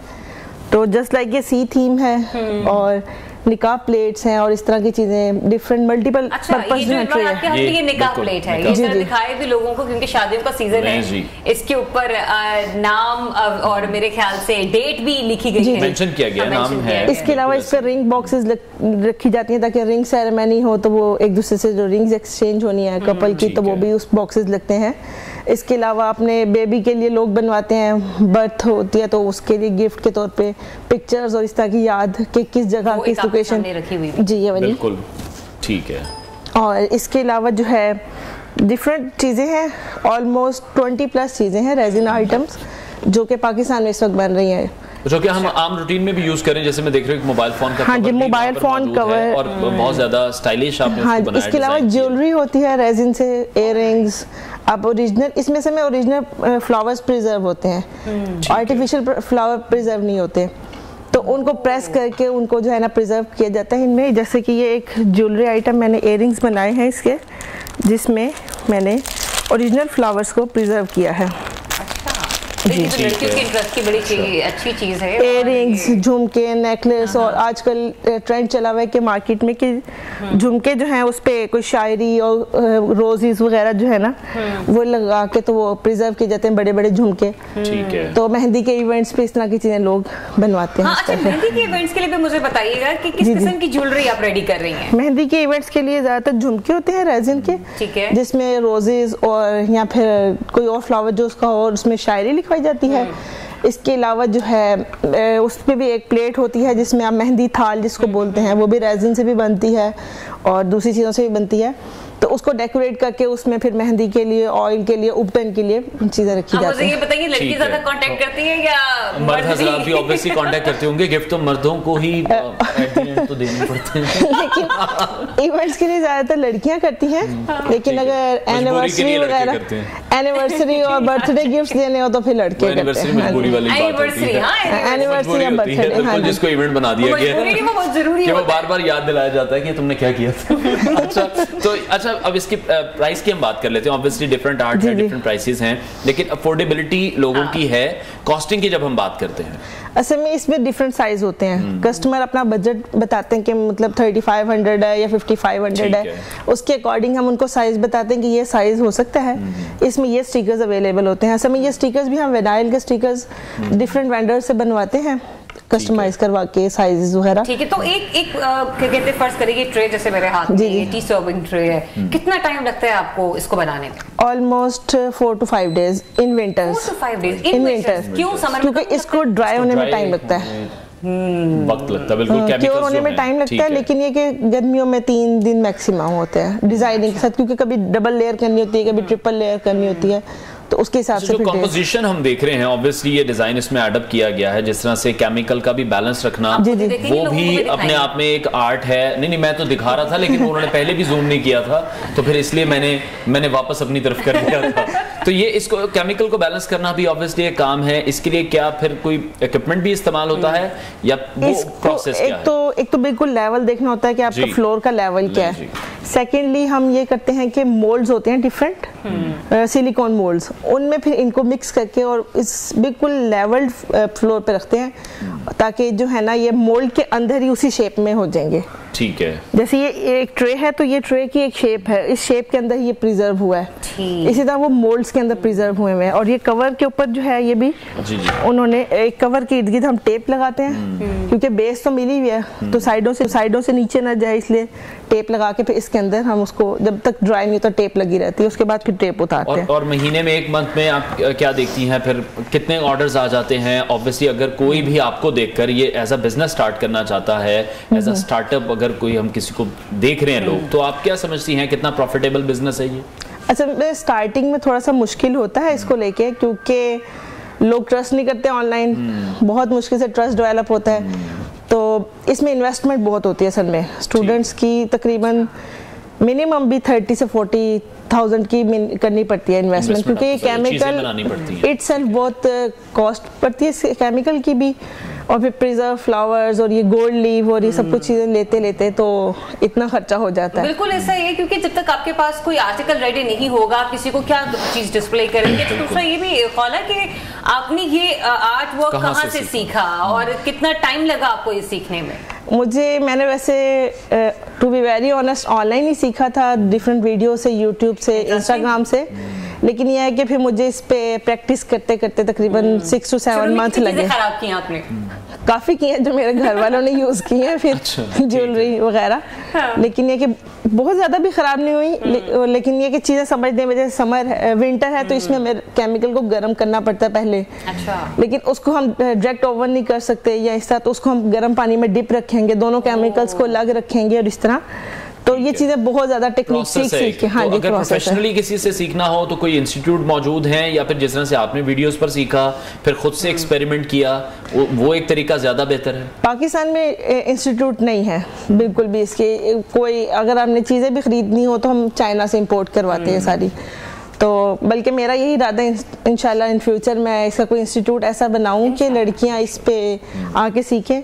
अलबत्ता ये कि अभी तक तो ऑनलाइन वेंडर्स ही हमें ये चीज़ें प्रोवाइड भी कर रहे हैं, और इंस्टाग्राम पे कुछ पेजेस हैं जो कोर्सेज करवाते हैं ऑनलाइन, 4 to 5 डेज में ये कोर्स करवा देते हैं, लेकिन इसके लिए प्रैक्टिस बस चाहिए होती है। अच्छा, प्रैक्टिस के लिए डेफिनेटली भी अपने वेंडर्स के हवाले से भी बात की, किसी स्पेसिफिक आप मार्केट जाते हैं इस किस्म का स्टफ खरीदने के लिए जो भी इसमें केमिकल्स यूज होते हैं या जो पाउडर यूज होता है, या फिर ये आपको अवेलेबिलिटी ऑनलाइन ही, मतलब जिस तरीके से आप चाइना से इंपोर्ट कर रहे हैं या कहीं से मंगवा रहे हैं? ज्यादातर तो ये वेंडर्स पे ही होता है ऑनलाइन। इसके अलावा दराज से, अली एक्सप्रेस से काफी चीजें मिल जाती हैं। तो लाहौर में 1-2 शॉप्स ही हैं, जैसे मून मार्केट में एक शॉप थी, लेकिन अब उन्होंने भी एक्सपेंसिव होने की वजह से चीज़ें लाना छोड़ दी हैं। तो फिर ये है कि मैंने अभी लास्ट ऑस्ट्रेलिया से मंगवाई चीज़ें कि भाई पाकिस्तान में या चाइना से नहीं मिल रही, तो इस तरह होता है, मुश्किल है। तो जब आपको ऑस्ट्रेलिया से मंगवाना पड़ता है, वो पैसे भी ज्यादा हो जाते होंगे, बहस कितनी होती है ये इसके ऊपर बेचने पे? अगर ये 5500 की प्लेट है तो कस्टमर जो है ना यहाँ तक आया था कि 25 में बना दे, तो बहुत समझाना भी पड़ता है, अक्सर भी खामोशी भी इख्तियार करनी पड़ती है कि ज़ाहिर है कस्टमर से भी बदतमीजी करेंगे तो वो इस चीज़ के आजकल तो स्क्रीनशॉट का दौर है तो लगा देते हैं। ठीक है, तो आप अभी क्या देख रही हैं, फिर इसमें पोटेंशियल कितना है, किस स्केल तक आप इस बिजनेस को ले जा सकती हैं? मैं इसको असल में पाकिस्तान में तो इसका इतना अभी स्कोप नहीं है, लेकिन बाहर देखें अब्रॉड में तो इसकी वॉल्स भी बन रही हैं, फ्लोर्स भी बन रहे हैं बहुत ज़्यादा, तो पैनलिंग होती है बाकायदा रेजिन आर्ट की, तो टेबल्स और इस तरह की चीज़ें। तो यह है कि अभी टाइम लगेगा पाकिस्तान में, लेकिन मेरा इंशाल्लाह इरादा है कि मैं इसमें कोई अपना नाम बना लूं। इंशाल्लाह और हम भी यही चाहेंगे कि जो हमारे एंटरप्रेन्योर्स यहाँ पर मौजूद हैं, इस तरह के स्टार्टअप्स पर काम कर रहे हैं, उनको हमें सपोर्ट करने की बहुत ज़्यादा ज़रूरत है, क्योंकि बहुत अच्छा काम कर रहे हैं, जो कि इस वक्त हमारे पास सैंपल्स भी मौजूद हैं, हमने देखे हैं।